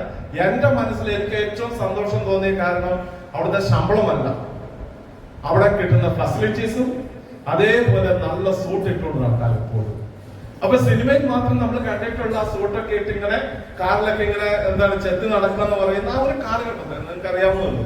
അപ്പൊ ആ ഒരു കാലഘട്ടത്തിൽ അങ്ങനെ പോകുന്ന ആ ഒരു മനസ്സോടെ ഇരിക്കുമ്പോഴാണ് എനിക്ക് ജോലി കിട്ടുന്നത്. ആ ജോലി കിട്ടിയപ്പോ എന്താണ്, ഈ പൊതിക്കാത്ത തേങ്ങ കഷത്തി വെച്ചാകുന്ന ഒരു അവസ്ഥ വരും. അറിയാമോ എങ്ങനെയാന്ന്? ഈ സ്ത്രീകളൊക്കെ ഈ സാരിയൊക്കെ കൊടുത്തു കഴിഞ്ഞാൽ, ഈ കോട്ടൺ സാരി ഉണ്ട്, അത് പശ മുക്കി കഴിഞ്ഞാൽ ഈ നടക്കുന്ന എങ്ങനെയാന്ന് വെച്ചാൽ ഈ പൊരുന്നക്കോഴികൾ നടക്കുന്നത്. നിങ്ങൾ എന്നെ ഉദ്ദേശിച്ചു കേട്ടോ. അതെന്താണ് ഇങ്ങനെ വളഞ്ഞ് ഈ പൊടിഞ്ഞു പോവാതിരിക്കാൻ കണ്ടിട്ടില്ല. ഇങ്ങനെ ആ ഒരു ശൈലിയിലാണ് ഞാനും എന്നെ ഇങ്ങനെ നടക്കാനൊക്കെ തുടങ്ങി. ഏതായാലും അങ്ങനെ ഇരിക്കുമ്പോ ഇദ്ദേഹം എന്നെ വിളിച്ചിട്ട് ചോദിച്ച വാക്ക് ഇപ്പോഴും എന്റെ മനസ്സിലുണ്ട്. അപ്പോൾ ഞാൻ ചാടിക്കറി നിർഭാഗ്യവശാൽ യെസ്. അദ്ദേഹം പറഞ്ഞു ഇങ്ങനെ, അതിനേക്കാൾ ദയനീയമായിട്ട് അത് ചോദിക്കാനില്ല. ആ ചോദ്യം ചോദിച്ചപ്പോൾ അറിയാതെ ഞാൻ യെസ് എന്ന് പറയുകയും ചെയ്തു. ആ ചോദ്യത്തിന് ശേഷം എന്റെ മനസ്സ് ഇങ്ങനെ ഭയങ്കര അസ്വസ്ഥതയിലായി. കാരണം എന്താണ്, ഇത് HR മാനേജർ ചെയ്യേണ്ട പണിയാണ്. തലേന്ന് അവിടെ ക്യാപ്റ്റേറിയുണ്ട്, അവിടെ പോയിട്ട് സെൽഫായിട്ട് ഉണ്ടാക്കി കുടിക്കണമെന്നാണ് കമ്പനിയുടെ നിയമം. ഇനി അത്യാവശ്യം ഗസ്റ്റ് വരുമ്പോൾ മാത്രമാണ് ആദ്യം അവിടെ സഹായിക്കാനുള്ളൂ. അവിടെ ഉണ്ടാള്, പക്ഷെ അവരോട് പോലും നമ്മൾ ചോദിക്കരുത്, സ്വന്തം ഉണ്ടാക്കിയ കഴിച്ചോളൂ, അത്രേ ഉള്ളൂ. എല്ലാ സംവിധാനങ്ങളും ഉണ്ട്. പക്ഷെ ഇത് അദ്ദേഹം എന്നോട് ചോദിച്ച പാടെ എന്റെ മനസ്സെന്തായി, ഭയങ്കര അസ്വസ്ഥതയിലായി. കാരണം എന്താണ്, എങ്ങനെയുള്ള ഈഗോ. കാരണം ഞാൻ എന്തിനാണ് ഇയാൾക്ക് ചായ ഉണ്ടാക്കി കൊടുക്കുന്നത്? ഇയാൾക്ക് വേണം കൈ കാലില്ല, ഇയാൾക്ക് പോയി എടുത്തുകൂടെ? ഞാൻ ഇവിടെ HR-ലെ ആളല്ലേ, ഞാനല്ലേ ഇതൊക്കെ നിയന്ത്രിക്കുന്നത്? ഇങ്ങനെയുള്ള ചോദ്യങ്ങൾ എന്റെ മനസ്സിൽ എന്ത് ചെയ്യാണ്, ഇങ്ങനെ അറിയാതെ വൺ ആഫ്റ്റർ അനദർ ഇങ്ങനെ വന്നുകൊണ്ടിരിക്കുകയാണ്. അപ്പോഴത്തേക്കും ഞാൻ അറിയാതെ തന്നെ എന്ത് ചെയ്തു, ഈ കാഫറ്റേറിയയുടെ അടുത്തേക്ക് വന്നു. എന്നിട്ട് ഇങ്ങനെ ചായ ഒക്കെ ഉണ്ടാക്കുന്നതിനിടയിൽ ഇയാളെ മനസ്സിൽ പ്രായം കൊണ്ട്, ഇയാളെ മനസ്സിൽ എന്തൊക്കെ കുത്തുവാക്കുകൾ പറയാം. ഇയാൾക്ക് തലമുടി ഇല്ലാത്തതുകൊണ്ട് മൊട്ടത്തലയെന്നൊക്കെ സെൽഫായിട്ട് പറഞ്ഞുകൊണ്ട് ഇയാളെ പറ്റി ഇങ്ങനെ മനസ്സിൽ ഇങ്ങനെ വന്ന് ആ ചായ വിഷമായിട്ടുണ്ട്. കാരണത്താണ് ഇയാളേക്ക് ഇത് ഇടുന്ന സമയത്തെല്ലാം ഈ വൃത്തികെട്ടവൻ ഇല്ല. വീട്ടിൽ ചില സ്ത്രീകള് ഭർത്താക്കന്മാർക്ക് ചായ ഉണ്ടാക്കി കൊടുക്കുന്ന പോലെ ഇയാൾ ഈ പോത്ത് പോലെ രാവിലെ കിടന്ന് ഉറങ്ങിയിട്ട് ഇയാൾക്ക് കൂടെ സഹായിച്ചുകൂടെ എന്നൊക്കെ ഉണ്ടാക്കി പറയുന്നത് പോലെ. ഏതായാലും അങ്ങനെ ഉണ്ടാക്കുന്നതിനിടയില് ഞാനിങ്ങനെ മനസ്സിൽ ഇങ്ങനെ ഈ ജഗതി ശ്രീകുമാറിന്റെ ഒരു സിനിമയിൽ ഞാൻ കണ്ടിട്ടുണ്ട്. ഈ കായപ്പും അതൊക്കെ മനസ്സിലേക്ക് ഇങ്ങനെ വരികയാണ്. അങ്ങനെ ഇതൊക്കെ ആണെങ്കിൽ ഇത് തന്നെയല്ല, നമുക്ക് ചായ കൊണ്ടേ കൊടുക്കുക, ഇങ്ങനെ കൊണ്ടേ കൊടുക്കാനും പറ്റും. ഇത് താലത്തിനകത്ത് വേണ്ടി വെച്ച് കൊടുക്കണം. അത് അതിനെക്കാളും വലിയ ദുരന്തം. അതിനേക്കാളും വലിയൊരു പ്രശ്നമുണ്ട്. ഈ മൈക്രോസോഫ്റ്റ് ഓഫീസിലുണ്ടായിരുന്ന കുറെ ഫർണിച്ചറുകളുണ്ട്. അപ്പൊ അത് എനിക്ക് ജോലി കിട്ടിക്കഴിഞ്ഞപ്പോൾ ഞാൻ ഓഫീസ് നവീകരണത്തിന്റെ ഭാഗമായിട്ട് ഇതൊക്കെ ആർക്ക് വേണമെങ്കിലും വെറുതെ കൊടുക്കാനുള്ള അനുവാദം കിട്ടിയത് കൊണ്ട് ഈ മലയാളികളായ ആൾക്കാർ എനിക്കിട്ട് പാല് വെക്കുന്നവരുടെ മുമ്പിൽ വലിയ ആളാവാൻ വേണ്ടി അവരോട് ഞാൻ പറഞ്ഞു, നിങ്ങളെല്ലാം ഇങ്ങോട്ട് ഫ്രീ ആയിട്ട് ഇന്ന സമയം പറഞ്ഞു, ഞാൻ കുറെ സാധനം വെറുതെ നിങ്ങൾക്ക് തരാൻ പറഞ്ഞു. കാശ് കൊടുത്താൽ നിങ്ങൾക്ക് പറ്റില്ല, വെറുതെ ഞാൻ തരാൻ പറഞ്ഞു.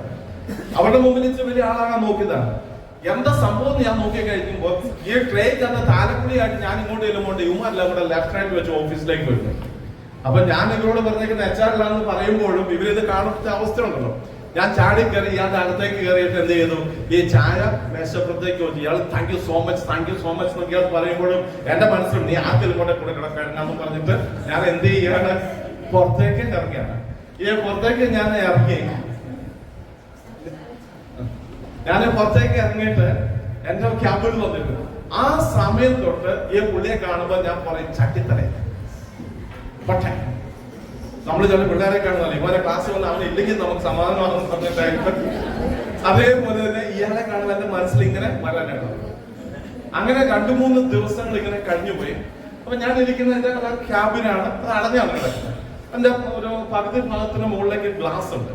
അപ്പൊ നമ്മൾ അവിടെ ഒന്ന് നോക്കി കഴിയുമ്പോൾ നമുക്കറിയാം ഇത് ഇങ്ങനെയാണ്. അപ്പൊ ഒരു ദിവസം ഉച്ച കഴിഞ്ഞിട്ട് ഊണ് കഴിച്ചിട്ട് ഞാൻ ഇതേപോലെ ക്യാമ്പിൽ വന്നിട്ട് ഞാൻ വെറുതെ ഒരു 5-10 മിനിറ്റ് മയങ്ങുന്ന ശീലമുണ്ട്. അങ്ങനെ മയങ്ങിക്കൊണ്ടിരിക്കുകയാണ്. അപ്പൊ ഈ ഇതേപോലത്തെ കസേരയെടുത്ത് കാലെടുത്ത് മേശപ്പുറത്ത് വെച്ചിട്ട് ഇങ്ങനെ ഉറങ്ങും. അപ്പൊ ഇയാൾ വന്നിട്ട് ഇവിടെ വന്നിട്ട് എന്നെ ഇങ്ങനെ മുട്ടി. അപ്പൊ ഞാൻ ഇങ്ങനെ കാണാം ചട്ടിത്തറ. അപ്പോഴേ ഞാൻ ഇയാളെ കൊണ്ട് ശല്യമായത്. ഞാൻ ചെന്ന ദേഷ്യത്തോടെ എന്ന് പറഞ്ഞ പോലെ വാതിൽ തുറന്നു, അവിടെ ഫ്രീ ആവും. ഞാൻ യെസ് ഐ ക്യാൻ ബി. ആൾ എന്ത് ചെയ്തു, വന്നിട്ട് എന്റെ മുമ്പിൽ ഇങ്ങനെ ഇരുന്നപ്പോ ഞാൻ ഇത് നമുക്കൊക്കെ കിട്ടി കുറെ നല്ല ഫോർമേഷൻ ഉണ്ട്, മുതിർന്നവരുടെ മുമ്പിൽ എഴുന്നേറ്റേക്കണം ഇല്ല, അങ്ങനെയുള്ള കുറെ കാര്യങ്ങളൊക്കെ. അപ്പൊ അദ്ദേഹം വന്നിട്ട് എന്ത് ചെയ്തെന്ന് വെച്ചാൽ ഞാൻ അവിടെ ഇരിക്കുമ്പോ ഇദ്ദേഹം വന്നിട്ട് ഇതേപോലെ ഈ ഇവിടെ കയറി ഇങ്ങനെ ഇരുന്ന് ഞാൻ അദ്ദേഹത്തോട് നോക്കി ഇങ്ങനെ സംസാരിച്ചുകൊണ്ട് ഇരിക്കുകയാണ്. അപ്പൊ ഇദ്ദേഹം എന്നോട് ആദ്യത്തെ ചോദ്യം, നീ ഇന്ത്യക്കാരനാണോ എന്ന് ചോദിച്ചു. ഞാൻ ചോദിച്ചു, ഞാൻ ഇന്ത്യക്കാരൻ തന്നെയാണ്. ഇന്ത്യക്കാർ ഇത്രയും വലിയ മനുഷ്യൻ ഞാൻ കണ്ടിട്ടിരുന്നു. അത് കണ്ടപ്പോൾ എനിക്ക് നല്ല ദേഷ്യം വന്നു. ഞാൻ പറഞ്ഞു, നീ ശരിക്കുള്ള ഇന്ത്യക്കാരനെ കണ്ടില്ല, പഞ്ചാബിലൊക്കെ എന്റെ 3 ഇരട്ടി ഉണ്ടെന്നൊക്കെ പറഞ്ഞു. അവരെ കണ്ട് നീ ഞെട്ടിപ്പോന്നൊക്കെ പറയും. ഇയാൾക്ക് ഇച്ചിരി പൊക്കം കുറവുള്ള ഒരാളുമാണ്. എന്തായാലും ഇതൊക്കെ ഇങ്ങനെ പറഞ്ഞ് ഇങ്ങനെ ഇരിക്കുന്നതിനിടയിൽ ഇയാൾ എന്നോട് പല കാര്യങ്ങളും പറയുമ്പോൾ ഞാൻ എന്ത് ചെയ്യും, എന്റെ ഉള്ളില് നെഗറ്റീവായിട്ട് സെൽഫ് ടോക്ക് ചെയ്തോണ്ടിരിക്കും. ഇയാൾ എന്ത് ചോദിക്കും, ഞാൻ ഇന്ന് ഓർക്കുന്നത് ഇയാൾ പറഞ്ഞത് എനിക്ക് 3 പെൺമക്കളുണ്ട്, എന്നാൽ 3നെ കെട്ടിച്ചിങ് അന്നേക്കാനൊക്കെയാണ് ഞാൻ പറയുന്നത്. മനസ്സിലിങ്ങനെ എന്റെ മനസ്സിലിങ്ങനെ തോന്നുവാണ്. അപ്പൊ ഇതൊക്കെ കഴിഞ്ഞു കഴിഞ്ഞാൽ ഏറ്റവും അവസാനം എന്റെ വീടിനെ പറ്റി കാര്യങ്ങളൊക്കെ ചോദിച്ചു. പക്ഷെ ഏറ്റവും അവസാനം ഇതൊക്കെ എന്നോട് പറഞ്ഞു, അപ്പോൾ നിനക്ക് ചായയാണോ കാപ്പിയാണോ ഇഷ്ടം എന്ന് ചോദിച്ചു. അപ്പൊ ഞാൻ വളരെ ബുദ്ധിപൂർവ്വം മുമ്പോട്ട് ചിന്തിച്ചു.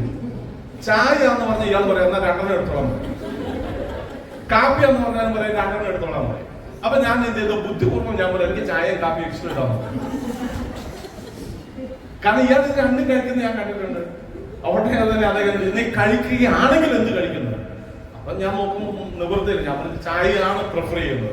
പക്ഷെ ആ പറയുന്നതിന് മുമ്പ് 2 എടുത്തോ എന്ന് പറയുമ്പോൾ no you do it for you എന്ന് പറയാൻ മനസ്സിൽ ഇങ്ങനെ പൊട്ട ഇംഗ്ലീഷിലൊക്കെ തയ്യാറാക്കിയിരിക്കുക. അന്ന് ഇംഗ്ലീഷ് അത്ര പ്രൊണൗൺസ് ചെയ്യുന്നില്ല.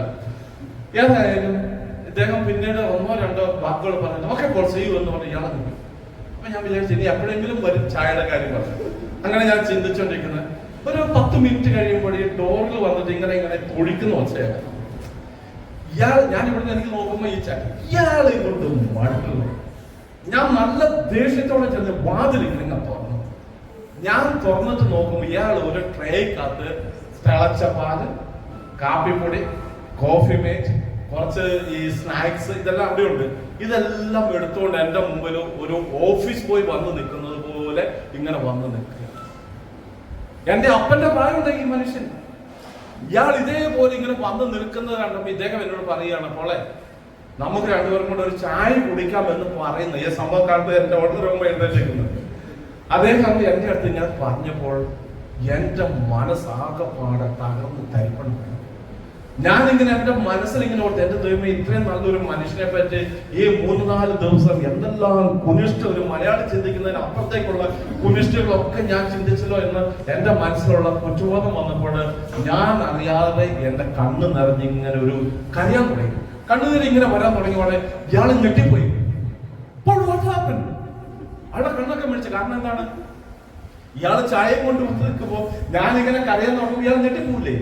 പക്ഷേ ഞാൻ ഇദ്ദേഹത്തോട് എല്ലാ കാര്യം പറഞ്ഞ സെക്കൻഡ് മുതൽ ഇതുവരെയുള്ള മുഴുവൻ കാര്യവും ഞാൻ പറയുന്നതിനിടയിൽ ഞാൻ പറഞ്ഞു, there is a comedian actor Sreekumar Jagathy and എന്ന് പറയും അയാൾ, ഞാൻ പറഞ്ഞു no, I didn't do it. അങ്ങനെ ആലോചിച്ചു ഞാൻ ചെയ്തിട്ടില്ല എന്ന് പറഞ്ഞു. ഉടനെ തന്നെ ഇതെല്ലാം ഒരു 5-8 മിനിറ്റ് എടുത്തു. കാരണം ഒന്നാമത് എനിക്ക് ഫ്ലുവൻസ് ഇല്ല, എനിക്ക് ലാംഗ്വേജ് ഇന്ന് പറയുന്ന പോലെ ഫ്ലവറി ലാംഗ്വേജ് ആയിട്ട് പറയാൻ പറ്റത്തില്ല, അറിയത്തില്ല. അപ്പൊ ഇതെല്ലാം കേൾക്കുമ്പോൾ ഈ ട്രേയും പിടിച്ച് ഇവിടെ നിൽക്കുകയാണ്. ഏറ്റവും അവസാനം അദ്ദേഹം ആ ട്രേ കൊണ്ടുപോയിട്ട് അവിടേക്ക് വെച്ചു. ഇദ്ദേഹം എന്റെ അടുത്തേക്ക് വന്നു. വലിയൊരു തടിയനാക്കാൻ കിട്ടുന്ന മനുഷ്യനാണ്. ഇദ്ദേഹം എന്നെ അങ്ങ് വടിഞ്ഞു മുറുക്കി ഇങ്ങനെ കെട്ടി അങ്ങ് പിടിച്ചു. അതിനുശേഷം ഇദ്ദേഹം എന്റെ ചെവിയിലേക്ക് വന്നിട്ട് പറഞ്ഞു, Paul, you are a great man, but let your ego melt away. Let your ego melt away. നിന്റെ അഹങ്കാരത്തെ, നിന്റെ ഈഗോയിനെ നീ ഉരുക്കി ഉരുക്കി ഉരുക്കി കളയണം. പ്രിയപ്പെട്ട അധ്യാപകരെ, എനിക്ക് നിങ്ങളോട് പറയാനുള്ളതാണ്, ടീച്ചേഴ്സ് ഈഗോ ഉണ്ടെങ്കിൽ നാം തിരിച്ചറിയണം. ഈ ക്ലാസ്സിലിരിക്കുന്ന കുട്ടികളുടെ പേരൻസ് കൊടുക്കുന്ന ടാക്സിൽ നിന്നാണ് നമ്മുടെ ശമ്പളം വരുന്നത്, ആണോ അല്ലയോ? നമ്മൾ പഠിച്ചത് എങ്ങനെയാണ്? നമ്മൾ കാണാത്ത ഒത്തിരി മറുവശങ്ങളുണ്ട് ഇതിനുള്ളിൽ. അതാണ് the deepest gratitude towards your children. നിങ്ങളെ നിങ്ങളാക്കുന്നതിൽ മുഖ്യ പങ്ക് വഹിക്കുന്നത് നിങ്ങളുടെ കുട്ടികൾ തന്നെയാണ്. ഫ്രണ്ട്സ്, believe me, ആ സെക്കൻഡ് മുതൽ ഇന്ന് ഈ നിമിഷം വരെ ഞാൻ നിങ്ങളോട് സൂചിപ്പിച്ചതുപോലെ സൗദി അറേബ്യയിൽ രാജാവിന്റെ ബെഡ്റൂമിൽ പോയാണ് ഇത് റെക്കോർഡ് ചെയ്യുന്നുണ്ടെന്ന് എനിക്കറിയാം. പോകാത്തൊരു കാര്യം ഇവിടെ പറഞ്ഞു കഴിഞ്ഞാൽ അതിന് വലിയ ക്രിമിനൽ കുറ്റമാകും, ഇല്ലേ?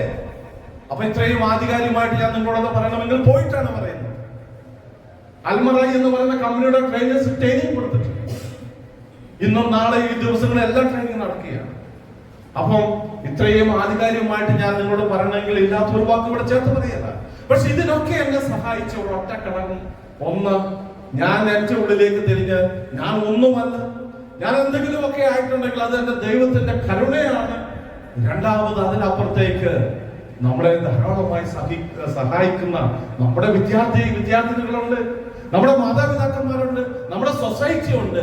അവരുടെ മുമ്പിൽ അധ്യാപകരായ നമ്മൾ ഈ അഹങ്കാരം, നിങ്ങൾക്ക് അഹങ്കാരമുണ്ട് എന്നുള്ള അർത്ഥത്തിൽ അത് പറയുന്നത്, മറിച്ച് ടീച്ചേഴ്സ് ഈഗോ. ഈ അഹങ്കാരം എന്ന് പറയുന്നതും ടീച്ചേഴ്സ് ഈഗോയും രണ്ടാണ്.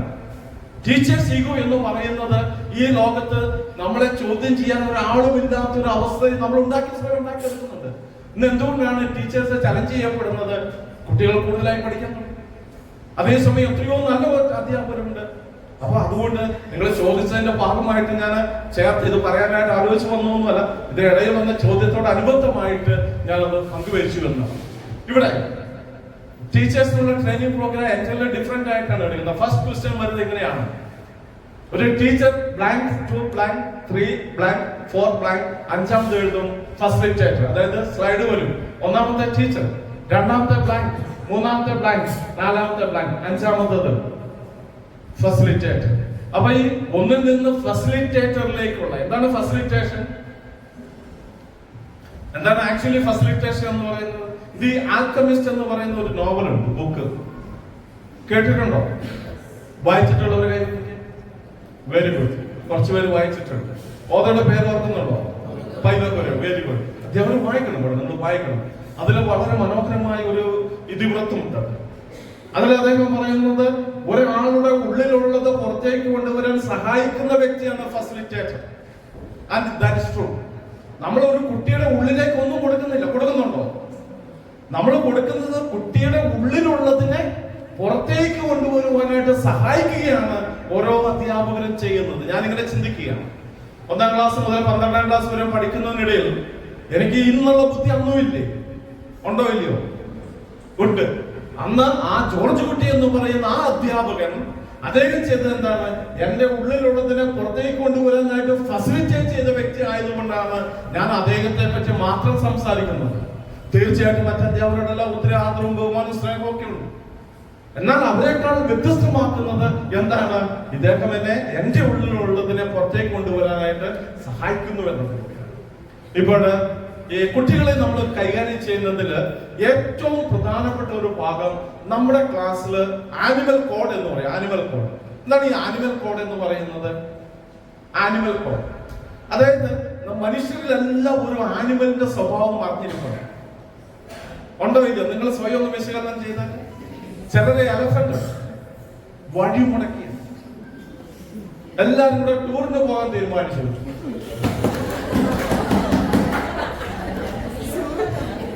എന്തോ നടന്നിട്ടുണ്ടല്ലേ? നിങ്ങൾ ആ ഷക്കീസാറിനെ ചെയ്തെങ്കിലുണ്ട്. കാരണം ഈ ശരിക്കും ഇത് ട്രെയിനിങ് ആണെന്ന് ടീച്ചേഴ്സിനാണെന്ന് ഉള്ളതുപോലെ ഇന്ന് മോണിക്ലാവില്ല. അപ്പൊ എന്തായിരിക്കും ചിലതിനകത്ത് വഴി മുടക്കികളായിരിക്കും. നമ്മുടെ ക്ലാസ്സിൽ ഇതേപോലെ ചില സാധനങ്ങളുണ്ട്. അവരൊന്നെങ്കിൽ എന്തായിരിക്കും? എലഫന്റ് ആയിരിക്കും, അല്ലെങ്കിൽ സ്നേക്ക് ആയിരിക്കാം, അല്ലെങ്കിൽ ഡോഗ് ആയിരിക്കാം, അല്ലെങ്കിൽ കൗ ആയിരിക്കാം, ചിലർ കുതിരയായിരിക്കാം, ചിലർ കഴുതയായിരിക്കാം. പക്ഷെ ഇതെല്ലാം ഉള്ളത് എവിടെ തന്നെയാണ്? കുരങ്ങുണ്ടാവും ഇതിനകത്ത്, ഇല്ലേ? എന്താണ് കുരങ്ങന്മാരുടെ പ്രത്യേക പണി? എന്താണ്? ഏത് സമയം ചൊറിഞ്ഞുകൊണ്ടിരിക്കും, ഏത് സമയം മാറിക്കൊണ്ടിരിക്കും, അല്ലെങ്കിൽ ഒന്നും ഇല്ലെങ്കിൽ അവൻ എന്ത് ചെയ്യും? ആ പെൺകുട്ടിയാണെങ്കിലും കുറച്ച് സമയം കഴിയുമ്പോൾ പെൻസിലെടുത്ത് ഈ ചെവിക്കകത്തിരിക്കൊണ്ടിരിക്കും, ഇല്ലെങ്കിൽ എന്തെങ്കിലും വരച്ചോണ്ടിരിക്കും, ഇല്ലെങ്കിൽ നഖത്തെ പറഞ്ഞുകൊണ്ടിരിക്കും, ഇല്ലേ? ഇത് തനി കുരങ്ങന്റെ സ്വഭാവമാണ്. അപ്പൊ അങ്ങനെയുള്ള കുട്ടികളെ നമ്മൾ എങ്ങനെ ചെയ്യും? ഒരു ക്ലാസ് ചിലപ്പോൾ 2 or 3 കാണും. അപ്പൊ അതിനുള്ള ഒന്നാമത്തെ കുരങ്ങിനോട് നമ്മൾ എന്തിനെ പറ്റിയാണ് ഇപ്പൊ പഠിപ്പിക്കുന്നത്? AI ആർട്ടിഫിഷ്യൽ ഇന്റലിജൻസിനെ പറ്റിയാണ് നമ്മൾ ക്ലാസ് എടുക്കുന്നത് എങ്കിൽ ഈ ഒന്നാമത്തെ കുരങ്ങിനോട് നമ്മൾ പറയണം, ആ കുരങ്ങത്തിനോട് പറയണം. ഇവിടെ ഗേൾസ് മാത്രമാണ് അല്ലെ? അപ്പൊ ആ കുട്ടികളെ മിക്സ്ഡ് ഉണ്ട്. അപ്പൊ ആൺകുട്ടികളും പെൺകുട്ടികളും കാണും. അപ്പൊ നമ്മൾ ആ കുരങ്ങനെയും കുരങ്ങത്തെയും ഒക്കെ കണ്ടുപിടിക്കണം. അപ്പൊ ആ ഒന്നാമത്തെ കുരങ്ങിനോട് നമ്മൾ പറയണം, എന്ത് മോനെ മോളെ, ഞാൻ ഈ 1 മണിക്കൂർ ക്ലാസ് എടുക്കുമ്പോൾ എത്ര പ്രാവശ്യം ആർട്ടിഫിഷ്യൽ ഇന്റലിജൻസ് എന്ന് പറയുന്നു എന്ന് എഴുതി വെക്കണം. ആ കുട്ടി എന്ത് ചെയ്യും? ഭയങ്കര സന്തോഷത്തിലായിരിക്കും. കാരണം വേറെ ഒരാളോടും പറഞ്ഞിട്ടില്ല ഞാനാണ് നല്ലയാളെന്നുള്ള ഒരു ഇൻസ്പിറേഷൻ കുട്ടി കിട്ടിയാണ്. കുട്ടി പേനയും കടലാസുമായിട്ട് ഇങ്ങനെ ഇരിക്കുക. അപ്പൊ നമ്മൾ ആർട്ടിഫിഷ്യൽ ഇന്റലിജൻസ് എന്ന് പറയുന്ന പാടെ എന്ത് ചെയ്യും? കുട്ടി ഇങ്ങനെ ഒന്ന് എഴുതി. അത് കഴിഞ്ഞ് അടുത്ത കുരങ്ങിനോട് പറയണം, ഞാൻ എത്ര പ്രാവശ്യം AI എന്ന് പറയുന്നു. ആ കുട്ടി തയ്യാറായിട്ടിരിക്കുകയാണ്. രണ്ടും ഒന്നാണെങ്കിലും എന്ത് ചെയ്യാണ്? ആ കുട്ടി AI എന്ന് എഴുതാൻ തയ്യാറായിരിക്കും. മൂന്നാമതിരിക്കുന്ന കുട്ടിയോട് നമ്മൾ പറയുന്നു, ഞാനത് എപ്പോഴാണ് പറഞ്ഞത്? When did I say that? ഞാൻ നിങ്ങളോട് ചോദിക്കും. അപ്പോൾ എന്ത് ചെയ്യാണ്? ആ കുട്ടി ഇങ്ങനെ തയ്യാറായിട്ട് കൊണ്ടിരിക്കുകയാണ്. അപ്പൊ ഇങ്ങനെയുള്ള 3-4 കുരങ്ങന്മാരെ നമ്മൾ ഏൽപ്പിച്ച് കഴിയുമ്പോൾ എന്ത് സംഭവിക്കും? അവിടെ ഈ കുട്ടികൾ നമ്മൾ അറിയാതെ പഠിക്കാൻ തുടങ്ങുകയോ? പഠിക്കും. കുറച്ച് കഴിയുമ്പോൾ നമ്മൾ ഇതിനോട് ചോദിക്കണം, എപ്പോഴാണ് എത്ര പ്രാവശ്യം പറഞ്ഞു? ഉടനെ പറഞ്ഞു 8 പ്രാവശ്യം. അപ്പൊ ഇതിനകത്ത് സെമി കുരങ്ങന്മാരുണ്ട്, അവര് പറയാ ശരിയാ 8 പ്രാവശ്യം തന്നെയാണ്. അപ്പൊ ഇതിനകത്തുള്ള ഇടത്തരത്തെ കുരങ്ങന്മാരുണ്ട്, ശരിയല്ലേ? അവർക്ക് ഒരു റെക്കഗ്നേഷനായി. മനസ്സിലാവുന്നുണ്ടോ? 1 കിലോ പഴവും മേടിച്ചുകൊണ്ട് പോവാന്നാണ് ഞാൻ പറഞ്ഞത്. ആ പഴം എന്ന് പറയുന്നത് ഈ എൻഗേജ്മെന്റ് ആണ്. ചില സാധനങ്ങളുണ്ട്, ഇവരെന്തായിരിക്കും? ക്യാറ്റ് ടൈപ്പ് ആയിരിക്കും. ഈ ക്യാറ്റ് ടൈപ്പ് ആണ് ഏത് സമയം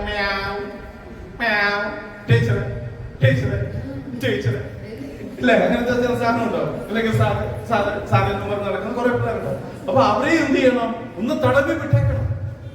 അവരുടെ വിഷയം എന്താണ്? ചിലപ്പോൾ ഒരു പുതിയ ഉടുപ്പ് മേടിച്ചിട്ടുണ്ടാവും, അല്ലെങ്കിൽ എന്താണ് പുതിയ ഒരു ചുരിദാറ്. ഇത് വന്നപ്പം തൊട്ട് ഇതൊക്കെ കാണിക്കുന്നുണ്ട്. പക്ഷെ നിങ്ങൾ ഇത് നന്നായി ഒന്നും പറയാത്തോടത്തോളം കാലം അവർ കാണിച്ചുകൊണ്ടിരിക്കും. നിങ്ങൾ പറഞ്ഞാൽ നിങ്ങളുടെ സ്കൂളിന് അഭിമാനമാവും, ഇല്ലെങ്കിൽ പുറത്തേക്ക് ഇറങ്ങുമ്പോൾ ഓട്ടോക്കാരൻ പറയും അതിന്റെ കൂടെ പോവുകയും ചെയ്യും. കാരണം ഇവരിതിലെല്ലാം തന്നെ വിദഗ്ധരാണ്, ആണോ അല്ലയോ? ഇവരെ കാണുന്ന പാടെ ഇത് വളരെ ശാസ്ത്രീയമായിട്ട് കുട്ടികളെ കൈകാര്യം ചെയ്യുന്ന കുട്ടികളെ എത്ര വാർത്തകളാണ് കേൾക്കുന്നത്. അധ്യാപകരെ നമ്മൾ കാണുന്ന ഈ കുട്ടിയുടെ മാറ്റം വരുമ്പോൾ എന്താണ് കുട്ടി ആഗ്രഹിക്കുന്നത്? നമ്മളൊന്ന് മൈൻഡ് ചെയ്ത് വിട്ടേക്കണം. ഞാൻ ഒരിക്കല് വേറെ സ്ഥലത്ത് ക്ലാസ് എടുത്തോണ്ട് ഒരാൾ ഷെയർ ചെയ്തൊരു കാര്യമുണ്ട്. അത് പള്ളിയിലെ പ്രീസ്റ്റാണ്. അദ്ദേഹം ആ പള്ളിയിൽ നിന്ന് സ്ഥലം മാറി വേറൊരു പള്ളിയിലേക്ക് പോയി. അത് കഴിഞ്ഞ് അദ്ദേഹം തിരിച്ചു വരുമ്പോൾ ഈ പഴയ പള്ളിയുടെ മുമ്പിലൂടെ പോകുമ്പോൾ നഴ്സറി സ്കൂളാണ്. ഈ മാലാക പോലത്തെ പിഞ്ചു കുഞ്ഞുങ്ങളല്ലേ? അപ്പൊ ഈ പിഞ്ചു കുഞ്ഞുങ്ങളെ കണ്ടപ്പോൾ അച്ഛൻ അവിടെ ഇറങ്ങി ഇവർക്ക് കുറച്ച് മിഠായി കൊടുത്തു. അപ്പൊ ഇവർക്കും അച്ഛനെ കണ്ടപ്പോൾ വളരെ സന്തോഷമായി. ഇങ്ങനെ സംസാരിക്കുന്നതിനിടയിൽ ഒരു കൊച്ചു വന്നിട്ട് അച്ഛന്റെ മുമ്പിലേക്ക് വന്നിട്ട് ഇങ്ങനെ കാണിച്ചു. അപ്പൊ അച്ഛൻ നോക്കുമ്പോൾ കാലത് പാസ് അച്ഛൻ അങ്ങനത്തേക്ക് ചെയ്തിട്ടുണ്ട്. ഉടനെ അച്ഛൻ ഈ കുട്ടിയോട് പറഞ്ഞു, നല്ല പാദസ്വരമാണല്ലോ, നല്ല കുലസ്വരമാണല്ലോ എന്നൊക്കെ അച്ഛൻ പറഞ്ഞു. പക്ഷെ കുട്ടി നിൽക്കുന്നില്ല. കുട്ടി എന്ത് ചെയ്തു? വീണ്ടും ഇങ്ങനെ തന്നെ കാണിച്ചു. ഉടനെ അച്ഛൻ ഒരു ഉടുപ്പ് കണ്ടിട്ട് പുതിയതല്ല, എന്നാലും അച്ഛൻ പറഞ്ഞു നല്ല ഉടുപ്പാണെന്ന് പറഞ്ഞു. കൊച്ചു സമ്മതിക്കുന്നില്ല. അപ്പൊ അടുത്തുള്ള ടീച്ചർ വന്നിട്ട് പറഞ്ഞു, സാറേ അതൊന്നും അല്ല സംഭവം, ഇന്നൊരു പുതിയ ജെട്ടി ഇട്ടിട്ടുണ്ട്, അതാണ് വിഷയം. അപ്പൊ വീണ്ടും അച്ഛൻ ഈ കൊച്ചെന്ത് ചെയ്തു, ഇതിങ്ങനെ കാണിച്ചപ്പോ അച്ഛൻ അന്നേരം പറഞ്ഞു, ആ നല്ല ജെട്ടിയെ കൊണ്ടോ, ഇതാ അച്ഛാന്ന് പറഞ്ഞു. പിഞ്ചു കുഞ്ഞാണത്. പക്ഷെ ആ കുട്ടിയുടെ ഉള്ളിൽ എന്താണ്, ഒരു റെക്കഗ്നീഷൻ, ഒരു അംഗീകാരം. അപ്പൊ ആ അംഗീകാരം നമുക്ക് കൊടുക്കുമ്പോൾ എന്ത് ചെയ്യാൻ പറ്റും, ഈ കുട്ടികളെ നമുക്ക് കൈകാര്യം ചെയ്യുവാനായിട്ട് സാധിക്കും. ശരിയാണ്, ചില ക്ലാസ്സിൽ തനി കഴുതകളെ പോലെയുണ്ട്. ഞാനൊക്കെ പഠിച്ചത് തനി കഴുതകൾ കൊടുത്തിട്ടായിരുന്നു, യാതൊരു സംശയമില്ല. ഒന്ന് നമ്മുടെ ഏരിയ ഓഫ് ഇൻട്രസ്റ്റ് ആണ്. അപ്പൊ എന്നോട് അധ്യാപകർ ഇടയ്ക്ക് ഇപ്പൊ കാണുമ്പോൾ ചോദിക്കും, നിനക്ക് എന്താ പറ്റിയ 10ാം ക്ലാസ്സിൽ അങ്ങനെ ആയിപ്പോയത്? ഞാൻ നമുക്ക് വ്യത്യാസമുള്ളൂ.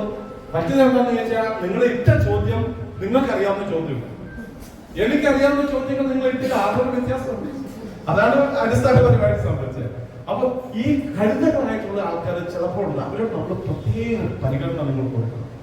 നല്ല കുട്ടികളായിരിക്കും. നിങ്ങളൊന്ന് തലോടിയാൽ, നിങ്ങളൊന്ന് തൊട്ടാൽ ആ കുട്ടികൾ വളരെ ഫിനിക്സ് പക്ഷിയെ പോലെ പറന്നുയരാൻ കഴിവുള്ള കുട്ടികളാണ് അവര്. പക്ഷെ നിങ്ങളുടെ സ്പർശനം അവിടെ വളരെ പ്രധാനപ്പെട്ടതാണ്.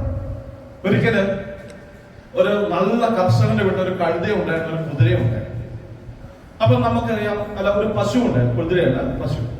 അപ്പൊ ഈ പശു നന്നായിട്ട് പാല് തരുന്നതുകൊണ്ട് എന്ത് ചെയ്തു, പശുവിന് പിണ്ണാക്കും വൈക്കോലും നല്ല പുല്ലും ഇതൊക്കെ കൊടുത്ത് പശുവിനെ എപ്പോഴും സംരക്ഷിച്ചുകൊണ്ടിരിക്കുന്നു. പക്ഷെ കഴുത പ്രത്യേകിച്ച് കാര്യമൊന്നുമില്ല. അപ്പൊ അതുകൊണ്ട് എന്ത് ചെയ്യില്ല, കഴുതയ്ക്ക് ഭക്ഷണം കൊടുക്കുമ്പോൾ അല്പം മാത്രമേ കൊടുക്കും, നാമ മാത്രമായിട്ട് കൊടുക്കും. ഉടനെ ഈ പശു എന്ത് ചെയ്തു, ഈ കഴുതയോട് പറഞ്ഞു, എനിക്ക് കിട്ടുന്നത് നിനക്ക് തരാൻ ആഗ്രഹമുണ്ട്, പക്ഷെ നീ കാണുന്നുണ്ടല്ലോ യജമാനൻ അവിടെ തന്നെ നിൽക്കല്ലോ, മാറുന്നില്ലല്ലോ, മാറിയാലല്ലേ എനിക്ക് എന്തായാലും തരാൻ പറ്റൂ. ഉടനെ ഈ കഴുത ഈ പശുവിനോട് പറയാം, സാരമില്ല. ഉടനെ പശു പറഞ്ഞു, ഞാൻ എങ്ങനെയെങ്കിലും നിന്റെ കെട്ടഴിച്ചോളൂ, നീ എവിടെയെങ്കിലും പോയി ഒന്ന് ജീവിക്കുന്നത്. ഉടനെ കണ്ടു, സാരമില്ല, വെയിറ്റ് ചെയ്യും. എന്താ നമ്മുടെ മുതലാളിക്ക് എത്ര മക്കളുണ്ട്? ഒരു മോള്. അവളിപ്പോ എന്തിനാ പഠിക്കുന്നത്? +2. മുതലാളി എല്ലാ ദിവസവും ഈ മോളോട് പറയാറില്ലേ, നീ 12ാം ക്ലാസ്സിൽ അങ്ങനെ തോറ്റാൻ നിന്നെ ഞാനൊരു കഴുതയും കൊണ്ട് കെട്ടിച്ചു കൊടുക്കും, ഇവള് തോക്കുന്നുള്ളത് ഉറപ്പാണ്. അപ്പൊ ആരായിരിക്കും ഇവിടെ കെട്ടാൻ പോകുന്നത്? ഞാനായിരിക്കും. ഇതേപോലെയുള്ള ചില പിള്ളേരുണ്ട് നമ്മുടെ ക്ലാസ്സിലിരിക്കുന്നത്. അപ്പം അല്ലെങ്കിൽ അവര് വിദേശത്തായിരിക്കാം, സമ്പന്നരായിരിക്കാം, പല കാര്യങ്ങളുണ്ടാവും. പക്ഷെ ഇവര് ഈ കഴുതയുടെ നേച്ചറുള്ള കുട്ടികളെ നമ്മളൊന്ന് തൊട്ട് തലോടി വിട്ടു കഴിഞ്ഞാൽ അവരെന്തായിക്കൊള്ളും? അവരായിരിക്കും വരും കാലങ്ങളിൽ നിങ്ങളെ പറ്റി മറ്റു ക്ലാസ്സുകളിൽ പോയിട്ട് സംസാരിക്കുന്നത്. അവരുടെ മനസ്സിൽ നിങ്ങൾ ഒരിക്കലും മരിക്കില്ല. അതാണ് ആനിമൽ കോഡ് എന്ന് പറയുന്നത്. അപ്പൊ ഇതും ചോദ്യത്തിന് ഉത്തരമായിട്ട് തന്നെയാണ് വരുന്നത്. അപ്പൊ നമ്മുടെ ക്ലാസ്സിൽ ഇരിക്കുന്ന കുട്ടികളിൽ എന്താണ്, അവരെ ഏത് രീതിയിലാണ് നമ്മൾ കൈകാര്യം ചെയ്യണമെന്ന് അറിയണമെങ്കിൽ അവരെന്താണ് എന്ന് നമ്മൾ അറിയണം. പ്രത്യേകിച്ച് ഈ ലോവർ, ഈ 1, 2, 3, 4 ക്ലാസ്സിൽ പഠിപ്പിക്കുന്ന അദ്ദേഹം ഒന്ന് കൈവക്കിക്ക്. കുറെ പേരുണ്ടല്ലോ. നിങ്ങളാണ് സത്യത്തിൽ ഭാവി തലമുറയെ വാർത്തെടുക്കുന്നതിൽ 1ാം സ്ഥാനത്ത് നിങ്ങളാണ്. ഞാൻ എന്തെങ്കിലും ഒരു എഡ്യൂക്കേഷൻ മിനിസ്റ്റർ ആയെങ്കിൽ ഏറ്റവും കൂടുതൽ സാലറി കൊടുക്കുന്നത് 1 മുതൽ 4ാം ക്ലാസ് വരെ പഠിപ്പിക്കുന്ന കുട്ടികൾക്കാണ്. കാരണം ഈ 1 മുതൽ 4 വരെ പഠിപ്പിക്കുന്ന സമയത്തോടു കൂടി ആ കുട്ടി ഫോം ചെയ്യപ്പെട്ടു. ആ കുട്ടീനെ വീണ്ടും മാറ്റിയെടുക്കണമെങ്കിൽ ഇത് വളരെ പ്രയാസമാണ്. കസ്റ്റമർ ഫിനിഷ്ഡ് ആയിട്ടുള്ള പ്രൊഡക്റ്റ് ആയിട്ട് നിങ്ങൾ 4ൽ നിന്ന് 5ലേക്ക് ഈ കുട്ടിയെ വിടണം. നിങ്ങൾ സൈക്കോസെക്ഷൽ ഡെവലപ്മെന്റ് എന്നാണ് തീരെ പഠിച്ചിട്ടുണ്ടെങ്കിൽ, അതില് അമ്മ കുഞ്ഞിനെ മുലയൂട്ടുന്നതിൽ പരാജയം പറ്റിയിട്ടുണ്ടെങ്കിൽ ഫിക്സേഷൻ നടക്കുമെന്ന് നിങ്ങൾ പഠിക്കുന്നുണ്ട് ഇല്ലേ? ഫിക്സേഷൻ. അപ്പൊ അത് പരിഹരിക്കുന്നത് പോലെ തന്നെയാണ് 1ാം ക്ലാസ്സിൽ പഠിക്കുന്ന കുട്ടിക്ക് 1ാം ക്ലാസ്സിലെ സബ്ജക്ട് കംപ്ലീറ്റ് ആയിട്ട് കസ്റ്റമർ ഫിനിഷ്ഡ് പ്രൊഡക്റ്റ് ആക്കണമെന്നാണ് ഞാൻ പറയാറുള്ളത്. എന്താണ് കസ്റ്റമർ ഫിനിഷ്ഡ് പ്രൊഡക്റ്റ്? ഉദാഹരണത്തിന് ഈ മൊബൈൽ, അല്ലെ നിങ്ങളുടെ കയ്യിലിരിക്കുന്ന മൊബൈൽ നിങ്ങൾ വാങ്ങാനായിട്ട് ചെല്ലുമ്പോൾ ആ കടയിലേക്ക് കയറി നിങ്ങൾ നോക്കുമ്പോൾ ഇതിന്റെ എവിടെയെങ്കിലും പൊട്ടലോ ചെളിയോ ഏതെങ്കിലും തരത്തിൽ അതൊരു കസ്റ്റമർ ഫിനിഷ്ഡ് പ്രൊഡക്റ്റ് അല്ലെങ്കിൽ നിങ്ങൾ അത് വാങ്ങുമോ? ഇല്ല. അതേപോലെ തന്നെയാണ് 1ാം ക്ലാസ് കഴിയുന്ന കുട്ടികൾ 2ാം ക്ലാസ്സിലേക്ക് വാങ്ങാവുന്ന പരുവത്തിലാക്കി കൊടുക്കുന്ന ഉത്തരവാദിത്വം ഏറ്റവും ആദ്യം നിഷിദ്ധമായിരിക്കുന്ന 1ാം ക്ലാസ്സിൽ പഠിപ്പിക്കുന്ന അധ്യാപകരിലാണ്. 1ാം ക്ലാസ്സിൽ പഠിക്കുന്ന അധ്യാപകരെ പ്രത്യേകിച്ച് പരിഗണിക്കേണ്ടതുണ്ട്. പക്ഷെ നിർഭാഗ്യവശാല് അവിടെ ഇങ്ങനെയല്ല സംഭവിക്കുന്നത്. കാരണം ഈ 0 മുതൽ 7 വയസ്സ് വരെയുള്ള കാലഘട്ടത്തിൽ ഈ കുട്ടികളുടെ സബ് കോൺഷ്യസ് മൈൻഡ് ഡെവലപ്പ് ചെയ്യാത്ത കാലഘട്ടമാണ്. അപ്പോൾ ഈ സബ് കോൺഷ്യസ് മൈൻഡിന്റെ ലാംഗ്വേജ് എന്ന് പറയുന്നത് ഇമേജസും ഇമോഷൻസുമാണ്. സബ് കോൺഷ്യസ് മൈൻഡിന്റെ ലാംഗ്വേജ് എന്ന് പറയുന്നത് എന്താണ്? ഇമേജസും ഇമോഷൻസുമാണ്. നിങ്ങൾ ആ കുട്ടിയോട്, എന്റെ വൈഫ് ടീച്ചറായിരുന്നു, അപ്പൊ ഈ ആള് വീട്ടിൽ വന്നിട്ട് ഈ പിള്ളേർ കിടന്ന് കലവല കൂടുമ്പോ എന്നോട് പറയും, എന്റെ ദൈവമേ ഞാൻ ഇവരെ കൊണ്ട് മടുത്തു. രാവിലെ തൊട്ട് ഉച്ച വരെ വൈകുന്നേരം വരെ ആ സ്കൂളിൽ കിടന്ന് അലച്ച് മടുത്തതിന് ശേഷം ഇവിടെ വന്ന് ഇതിനോട് അലക്കുക എന്ന് പറയുന്നത് പറ്റില്ല. അപ്പൊ ചായ കുടിക്കുന്ന സമയമായതുകൊണ്ട് ഞാൻ അവിടെ അടുത്തുള്ളപ്പോ പറയും, എന്റെ പൊന്നും പിന്നെ നീ സ്കൂളിൽ പഠിപ്പിക്കാൻ പോകുന്നതല്ലേ, നീ എന്തിനാ ഈ അലക്കാൻ പോകുന്നത്? നല്ല ചൂട് ചായ എടുത്തൊരു ഏറി വെച്ച് തരുമെന്ന് പറയും. കാരണം എന്താണ്? ഈ കുട്ടികളെ അലക്കേണ്ട സമയമുള്ളത്. കുട്ടികൾക്ക് നമ്മൾ ഇമേജസും ഇമോഷൻസും കൊടുക്കണം. നിങ്ങൾ കണ്ടിട്ടില്ലേ 1ാം ക്ലാസ് പഠിക്കുന്ന കുട്ടികൾ, നിങ്ങൾ പുതിയ ചുരിദാർ അല്ലെ പുതിയ വസ്ത്രം അല്ലെ കമ്മലോ ചാന്തോ പൊട്ടോ ആയിട്ട് ചെല്ലുമ്പോൾ നിങ്ങൾ എന്ത് ചെയ്യും? നിങ്ങൾ വന്നത് പിടിച്ചു നോക്കും ഇല്ലേ? ആ പിടിച്ചു നോക്കുമ്പോൾ അവരെ നമ്മളൊന്ന് ചേർത്ത് വെച്ച് അവരോട് നമ്മൾ ഇതിന്റെ കളറ് പറഞ്ഞു കൊടുക്കാൻ പറ്റില്ലേ? What's the colour of it? അപ്പൊ ആ കുട്ടികൾ എന്താ ചെയ്യുന്നത്? പറയുകയാണ് ചെയ്യുന്നത്. അപ്പൊ നോക്കി എല്ലാ അവസരങ്ങളെയും പഠിപ്പിക്കുവാനായിട്ട് സാധിക്കും. തന്നെയുമല്ല, ഇപ്പോഴത്തെ കുട്ടികൾ നമ്മൾ വിചാരിക്കുന്നത് പോലെ ഒന്നും അല്ല കേട്ടോ. എല്ലാ കാര്യത്തിലും PhD ഉള്ളവരാണ്. ഇതേപോലെ ഒരു സ്കൂള് ഗ്രാമപ്രദേശമാണ്, 2ാം നിലയൊക്കെ ഉണ്ട്. അപ്പം 2 ദിവസത്തെ ക്ലാസ് ഒക്കെ 2 പീരീഡ് ക്ലാസ് ഒക്കെ കഴിഞ്ഞ് വരാന്തയിലൂടെ ടീച്ചർ ഇങ്ങനെ പോവുകയാണ്. അപ്പോൾ അതിന്റെ പശ്ചാത്തലം എന്ന് പറയുന്നത് സാമ്പത്തികമായി വളരെ പിന്നോക്കമുള്ള ഒരു സ്ഥലമായിരുന്നു. അപ്പൊ കുട്ടികൾക്ക് യൂറിൻ പാസ് ചെയ്യാൻ വേണ്ടി ഒരു ഷെഡ് ഒന്നും ഉണ്ടാക്കിയിരുന്നില്ല. അപ്പോൾ PTA മീറ്റിംഗിന്റെ സമയത്ത് അവർ പറഞ്ഞു കുട്ടികൾക്ക് വേണ്ടി യൂറിൻ ഷെഡ് ഉണ്ടാക്കണം. അപ്പൊ ഹെഡ് മാസ്റ്റർ പറഞ്ഞു, മാനേജ്മെന്റ് പറഞ്ഞു നിർബന്ധമായിട്ട് ഉണ്ടാക്കിയിരിക്കും. എന്നാൽ ആദ്യത്തെ 1-2 ആഴ്ച കഴിഞ്ഞോട്ടെ, നമുക്കിപ്പോൾ അതിനു വേണ്ടിയിട്ട് സമയമില്ല, ഇനി സംവിധാനങ്ങളാക്കണം. അതുവരെ അസംബ്ലിയുടെ സമയത്ത് ആൺകുട്ടികളോട് പറഞ്ഞു, നിങ്ങൾ ആ കാണുന്ന റബ്ബർ തോട്ടത്തിൽ പോയി കാര്യങ്ങളൊക്കെ സാധിച്ചോ? പെൺകുട്ടികളോട് പറഞ്ഞു, നിങ്ങൾ തെങ്ങും തോട്ടത്തിലേക്ക് പോകുന്നു പറഞ്ഞ കാര്യങ്ങൾ കുഴപ്പമില്ല. അങ്ങനെ പോകുന്നതിനിടയിൽ 2 പീരീഡ് ക്ലാസ് കഴിഞ്ഞ് വരാന്തയിലൂടെ നടന്ന് ഇങ്ങനെ ടീച്ചർ പോകുമ്പോൾ ഈ റബ്ബർ തോട്ടത്തിൽ നിന്ന് വെളുത്ത പുകയുണ്ട് ഇങ്ങനെ പോകുന്നത് മുകളിലേക്ക്. അപ്പൊ ടീച്ചർക്ക് ഒരു സംശയം, ദൈവമേ മാർപ്പാപ്പ എങ്ങനെ രാജിവെച്ചു? കാരണം എന്താണ് നിങ്ങൾക്ക് അറിയാവുന്ന അറിയില്ല, ഈ മാർപ്പാപ്പയെ തെരഞ്ഞെടുക്കുമ്പോഴാണ് വൈറ്റ് സ്മോക്ക് അല്ലെങ്കിൽ വെളുത്ത പുക മുകളിലേക്ക് വരുന്നത്. അപ്പൊ എന്തായാലും ഇവിടെ വെച്ച് നടക്കാൻ വഴിയില്ലല്ലോ. അപ്പൊ ടീച്ചറെ പതുങ്ങി ചെന്ന് ഇങ്ങനെ നോക്കുമ്പോ 1ാം ക്ലാസ്സിൽ പഠിക്കുന്ന ഒരു വിദ്വാനുണ്ട്. അവൻ എന്ത് ചെയ്തിരിക്കണം, ഒരു പാറപ്പുറത്ത് കയറി സിഗരറ്റ് വലിച്ച് ഇങ്ങനെ പുക മുകളിലേക്ക് വിട്ടുകൊണ്ടിരിക്കുകയാണ്. ടീച്ചർക്ക് ഇതിട്ടപ്പോ സർവ്വ എന്താണ് പറയാ ദേഷ്യം വന്നിട്ട് ഇവന്റെ കയ്യലിങ്ങ് പിടിച്ചിട്ട് നടക്കണ ക്ലാസ്സിന്റെ മുറിയിലേക്ക് നോക്കി. ഈ കുട്ടി കൈ ബലമായിട്ട് പിടിപ്പിച്ചു പറഞ്ഞു, ടീച്ചർ ഇവിടെ നിൽക്കണ്ട, പെട്ടെന്ന് പോയിക്കൊന്നു. എന്താണ് ടീച്ചർ ഇവിടെ നിൽക്കണ്ട, ടീച്ചർ പെട്ടെന്ന് പോയിക്കൊന്നു, എന്താണ് കാര്യം? അല്ല ടീച്ചറെ, നമ്മളെ രണ്ടുപേരും ഒറ്റയ്ക്ക് ഇങ്ങനെ ഈ കാട്ടി വെച്ച് ആരെങ്കിലും കണ്ടാൽ എന്താ പറഞ്ഞുണ്ടാക്കാൻ പറ്റുന്ന ആർക്കാ പറയാൻ പറ്റാം. ടീച്ചറിന്റെ ഉള്ള ബോധം കൊണ്ട് പോയി പാവം അവർക്ക് ചാനലിൽ ബോധം വന്നപ്പോ സാരി പൊക്കി പിടിച്ചൊരു ഒറ്റ ഓട്ടോ. കാരണം എന്താണ്, പിന്നെ എന്താ പറയുന്നെങ്കിൽ പിന്നെ എന്താ ചെയ്യുന്നതെന്ന് പോലും പറയാൻ പറ്റില്ല. അതുകൊണ്ട് സാധനങ്ങളെയാണ് നിങ്ങളെ 1ാം ക്ലാസ്സിൽ പഠിപ്പിക്കുന്നതെന്ന് നിങ്ങൾ നോക്കണം. പഴയ പോലത്തെ കുട്ടികളല്ല, എല്ലാ കാര്യത്തിലും നല്ല ഗ്രാഹ്യമുണ്ട്. ഇനി ഈ കുട്ടി ചെയ്തത് എന്താണ്? റോയൽ ഇൻവിസിബിലിറ്റി എന്ന സൈക്കോളജിയിൽ പറയും. ഇവന്റെ അപ്പന് ടെൻഷൻ വരുമ്പോ ഇവൻ സിഗരറ്റ് വലിക്കുന്നത് കണ്ട് വളർന്ന കുട്ടി എന്ത് ചെയ്യുന്നു? അതിനെ തന്നെയാണ്. അതേ കുട്ടി ഇവിടെ ക്ലാസ്സിൽ വന്നു കഴിയുമ്പോൾ ടെൻഷൻ ഉണ്ടാകുമ്പോൾ ടീച്ചർ കുട്ടിയോട് പറയും, നിങ്ങൾ ടെൻഷൻ ഉണ്ടാകുമ്പോൾ ഒന്നും ഭയപ്പെടേണ്ട ആവശ്യമില്ല, നിങ്ങൾ ഇരിക്കുകയാണെങ്കിൽ ഒന്ന് എഴുന്നേറ്റ് നടക്കുക, ക്ലാസ്സിലൂടെ നടന്ന കുഴപ്പമൊന്നുമില്ല, അല്ലെങ്കിൽ ഒന്ന് ശ്വാസമൊക്കെ ഒന്ന് എടുത്തു കൊടുക്കുക. അവരുടെ ഉള്ളിലൂടെ വരുന്ന ന്യൂറോ കെമിസ്ട്രിയിൽ മാറ്റം വരുത്താവുന്ന ടീച്ചർ 1ാം ക്ലാസ്സിലെ പഠിപ്പിച്ചു കൊടുക്കുകയാണെങ്കിൽ കുട്ടി 10ാം ക്ലാസ്സിൽ വരുമ്പോൾ, ഞാൻ ആദ്യം പറഞ്ഞല്ലോ 1, 2, 3, 4, 5 ചോദ്യം അറിയത്തില്ലെങ്കിലും അവൻ ഒരു ടെൻഷനും ഇല്ല. കാരണം 1ാം ക്ലാസ്സിലും 2ാം ക്ലാസ്സിലും പഠിപ്പിക്കുന്ന ടീച്ചേഴ്സ് അത് പറഞ്ഞു കൊടുത്തിട്ടുണ്ട്. എന്താണ് പറഞ്ഞു കൊടുത്തിട്ടുള്ളത്? എത്ര ടെൻഷൻ വന്നാലും ഒന്ന് നന്നായിട്ട് ബ്രീത്ത് ചെയ്യുക, ഒന്ന് കൗണ്ട് ചെയ്യുക.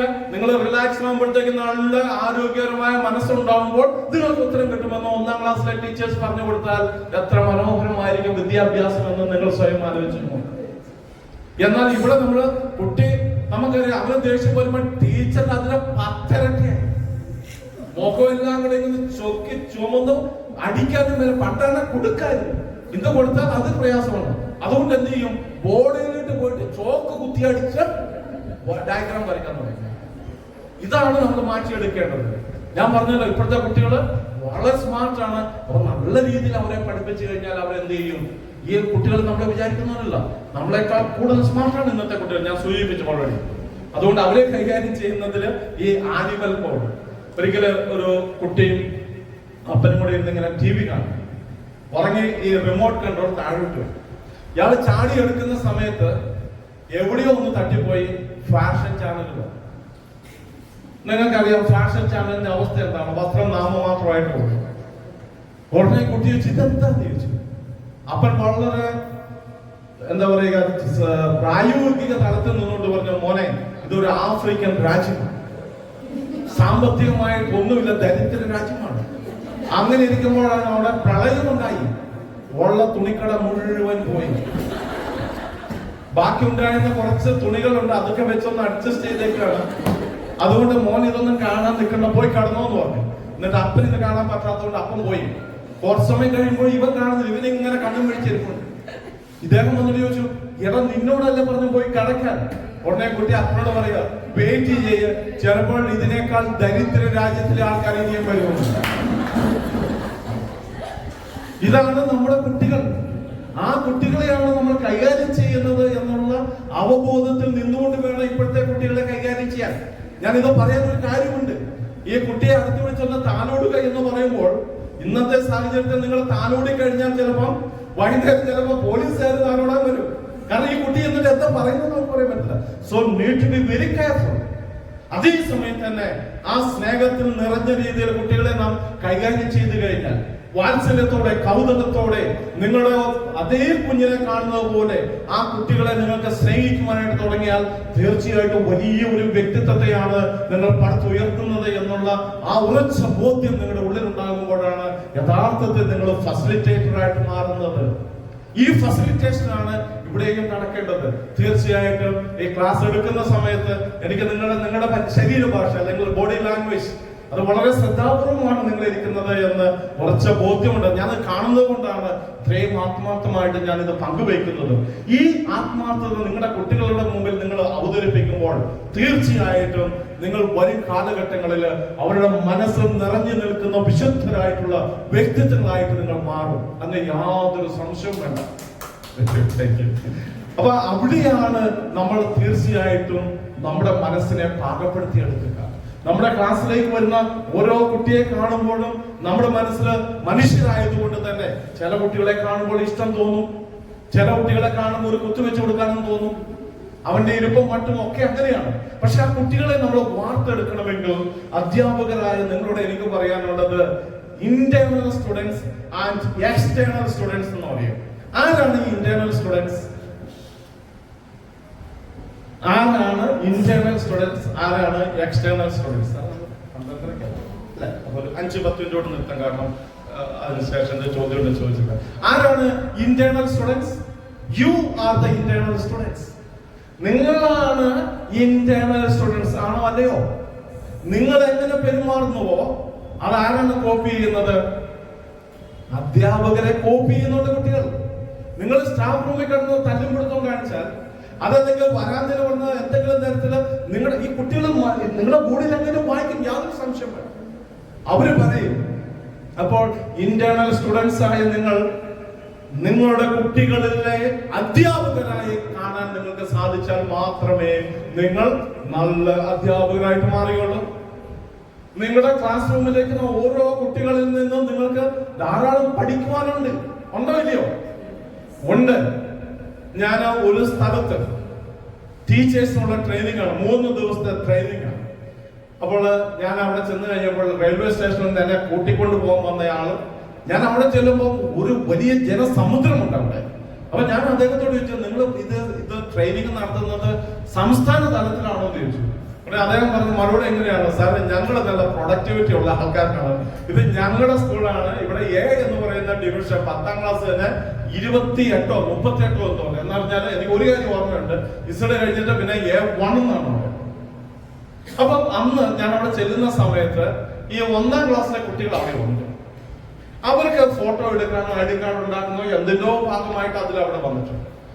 അപ്പൊ ഞാൻ ഇദ്ദേഹത്തോട് ചോദിച്ചു, ഈ ക്ലാസ്സിൽ ഞാനൊന്ന് കയറിക്കോട്ടെ എന്ന് ചോദിച്ചു. ധൈര്യമായിട്ട് കയറിക്കോ, അവരുടെ ഒന്ന് എൻഗേജ് ചെയ്യും, കലവല കാരണം ഞങ്ങളിപ്പോ വരാമെന്ന് പറഞ്ഞു. അപ്പൊ ഞാൻ ഈ ക്ലാസ്സിലേക്ക് കയറി വന്നപാടെ ഈ കുട്ടികൾ ഒരാഴ്ചയ്ക്കായി ക്ലാസ് ഒക്കെ തുടങ്ങി. ഇവരെല്ലാം എഴുന്നേറ്റ് ഒരേ ടൊണാലിറ്റി വളരെ മനോഹരമായിട്ട് ഒരു ഗുഡ് മോർണിംഗ് എന്ന് പറഞ്ഞു. കേട്ടപ്പോൾ നല്ല കൗതുകം തോന്നി, നല്ല ഇഷ്ടം തോന്നി. അപ്പൊ ഈ കുട്ടികളെല്ലാം ഇങ്ങനെ ഞാൻ നോക്കുമ്പോൾ അതിനകത്ത് ഒരു കുട്ടി എന്റെ മനസ്സിൽ വളരെ ആകർഷകമായി തോന്നി. കാരണം ഇവനെ നിർത്തിയാലും കിടത്തിയാലും ഒരേ അളവാണ്, ഈ ചെണ്ടക്കപ്പ പോലെ. രണ്ടാമത് നല്ല കറുത്ത ഒരു ബർമുട, നല്ല ബ്രൈറ്റ് ആയിട്ടുള്ള ഒരു ചുമന്ന ടീഷർട്ട്, ഇവന്റെ തലമുടി മുള്ളപ്പുഴിഞ്ഞ് പോലെ ഇങ്ങനെ മുകളിലോട്ട് കൊണ്ട് ഭയങ്കര ഹൈപ്പറാണ്. ഇവന് നല്ല നോട്ട് ചെയ്യുക. അപ്പൊ ക്ലാസ് ഒക്കെ ചെയ്യുന്നതിനിടയിൽ ഇവൻ എന്നോട് ചോദിച്ചു, സാർ എന്തിനാ വന്നതെന്ന് ചോദിച്ചു. ആ ചോദ്യം കേൾക്കുമ്പോൾ തന്നെ ഒരു കൗതുകം എന്ന ദേഷ്യം ഉണ്ടാക്കാനും സാധ്യത. അപ്പൊ ഞാൻ പറഞ്ഞു പഠിപ്പിക്കാൻ ഞങ്ങളെയാണോ? നമ്മളല്ല, പിന്നെ ആരെയാ? ഞങ്ങളുടെ ടീച്ചേഴ്സിനാണ്.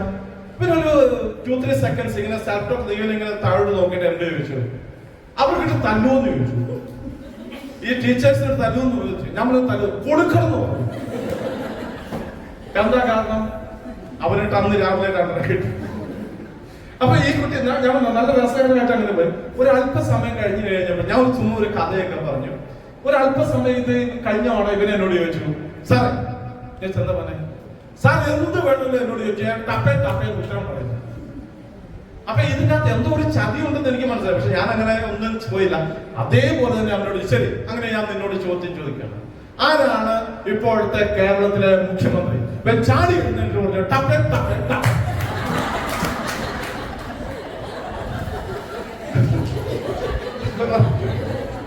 പറഞ്ഞാണ് സാർ. അവൻ പറഞ്ഞത് എന്താണ്? സാറ് എന്ത് ചോദിച്ചാലും ഉത്തരം പറയുന്നത്. നമ്മൾ ആ കുട്ടിയിൽ നിന്ന് ഞാൻ സത്യത്തിൽ അവിടെ അതിനോട് കണക്ട് ചെയ്ത ഒരു സക്സസ് ഉണ്ടായതിന്റെ കാര്യം ഞാൻ പറയാം. ഞാൻ ഒരു ബാങ്കില് ഈ ലോൺ എടുത്തിട്ട് അടയ്ക്കാത്ത ആൾക്കാർ അവരെ എല്ലാം കൂടെ സംഘടിപ്പിച്ചുകൊണ്ട് ഒരു ട്രെയിനിങ് പ്രോഗ്രാം മംഗലാപുരത്ത് വെച്ച് നടത്തുന്നു ഒരു ബാങ്ക്. അതിലെ ക്ലാസ് എടുക്കാനായിട്ട് എന്റെ ഒരു സുഹൃത്താണ് എഗ്രി ചെയ്തേക്കുന്നത്. അവൻ എഗ്രി ചെയ്തിരിക്കുന്നത് 5,000 രൂപയ്ക്ക് 3,000 രൂപയ്ക്ക് കുറെ വർഷങ്ങൾക്ക് മുമ്പാണ്. അപ്പൊ ഏറ്റവും അവസാനമാണ്, തലേ ദിവസമാണ് ഇവൻ അറിയുന്നത് ഈ ക്ലാസ് ഇംഗ്ലീഷിൽ എടുക്കണം. അപ്പൊ അവൻ എന്നെ വിളിച്ചിട്ട് പറഞ്ഞു, എടാ ഇങ്ങനെ ഒരു വിഷയമുണ്ട്, നീ എങ്ങനെയെങ്കിലും എന്നെ ഒന്ന് ഹെൽപ്പ് ചെയ്യണമെന്ന് പറഞ്ഞു. ഞാൻ പറഞ്ഞു ഹെൽപ്പ് ചെയ്യുന്നതിനൊന്നും ഒരു കുഴപ്പമില്ല, ചാരിറ്റി ഒന്നും അല്ലല്ലോ, ബാങ്കിലല്ലേ, ഈ കൊടുത്ത ലോൺ എങ്ങനെയും തിരിച്ചു മേടിച്ച് അടയ്ക്കാനുള്ള ടെക്നിക്കല്ല. അപ്പൊ പൈസ ഉണ്ടാക്കുന്നവരുടെ 25,000 ആണ് ഞാൻ സാധാരണ ചെയ്യുന്നത്, അത് കുറച്ച് പോകില്ല. അങ്ങനെ ഇദ്ദേഹം അവർക്ക് നമ്പർ കൊടുത്തു. ഈ മാനേജർ എന്നെ വിളിച്ചപ്പോൾ പറഞ്ഞു, ഈ 25,000 എന്ന് പറഞ്ഞാൽ ഹ്യൂജ് എമൗണ്ട് ആണ്, അന്ന് കുറെ വർഷം മുമ്പാണ്. ഞാൻ പറഞ്ഞത് സാറേ നിങ്ങൾ ചെയ്യുന്നത് എന്താണ്? ഈ ലോൺ അടച്ച ആൾക്ക് 2 രൂപയുടെ ലെറ്റർ അയച്ചിട്ട് നിങ്ങൾ അവരെ 250 രൂപ ചാർജ് ചെയ്യുന്നില്ലേ? അപ്പൊ ആ 220 രൂപ ഇത് വെച്ച് നോക്കുമ്പോൾ എന്താണ് അത്? എന്തായാലും ഞങ്ങൾ തമ്മിൽ ചെറിയ വാഗ്വാദമൊക്കെ ഉണ്ടായി. ഏറ്റവും അവസാനം കൂടി സമ്മതിച്ചു. ഞാൻ ട്രെയിനിൽ അവിടെ ചെന്നു, ഈ ക്ലാസ് ഒക്കെ എടുക്കാനുള്ള ആ സ്ഥലത്തേക്ക് ഞാൻ കയറി ചെന്നു.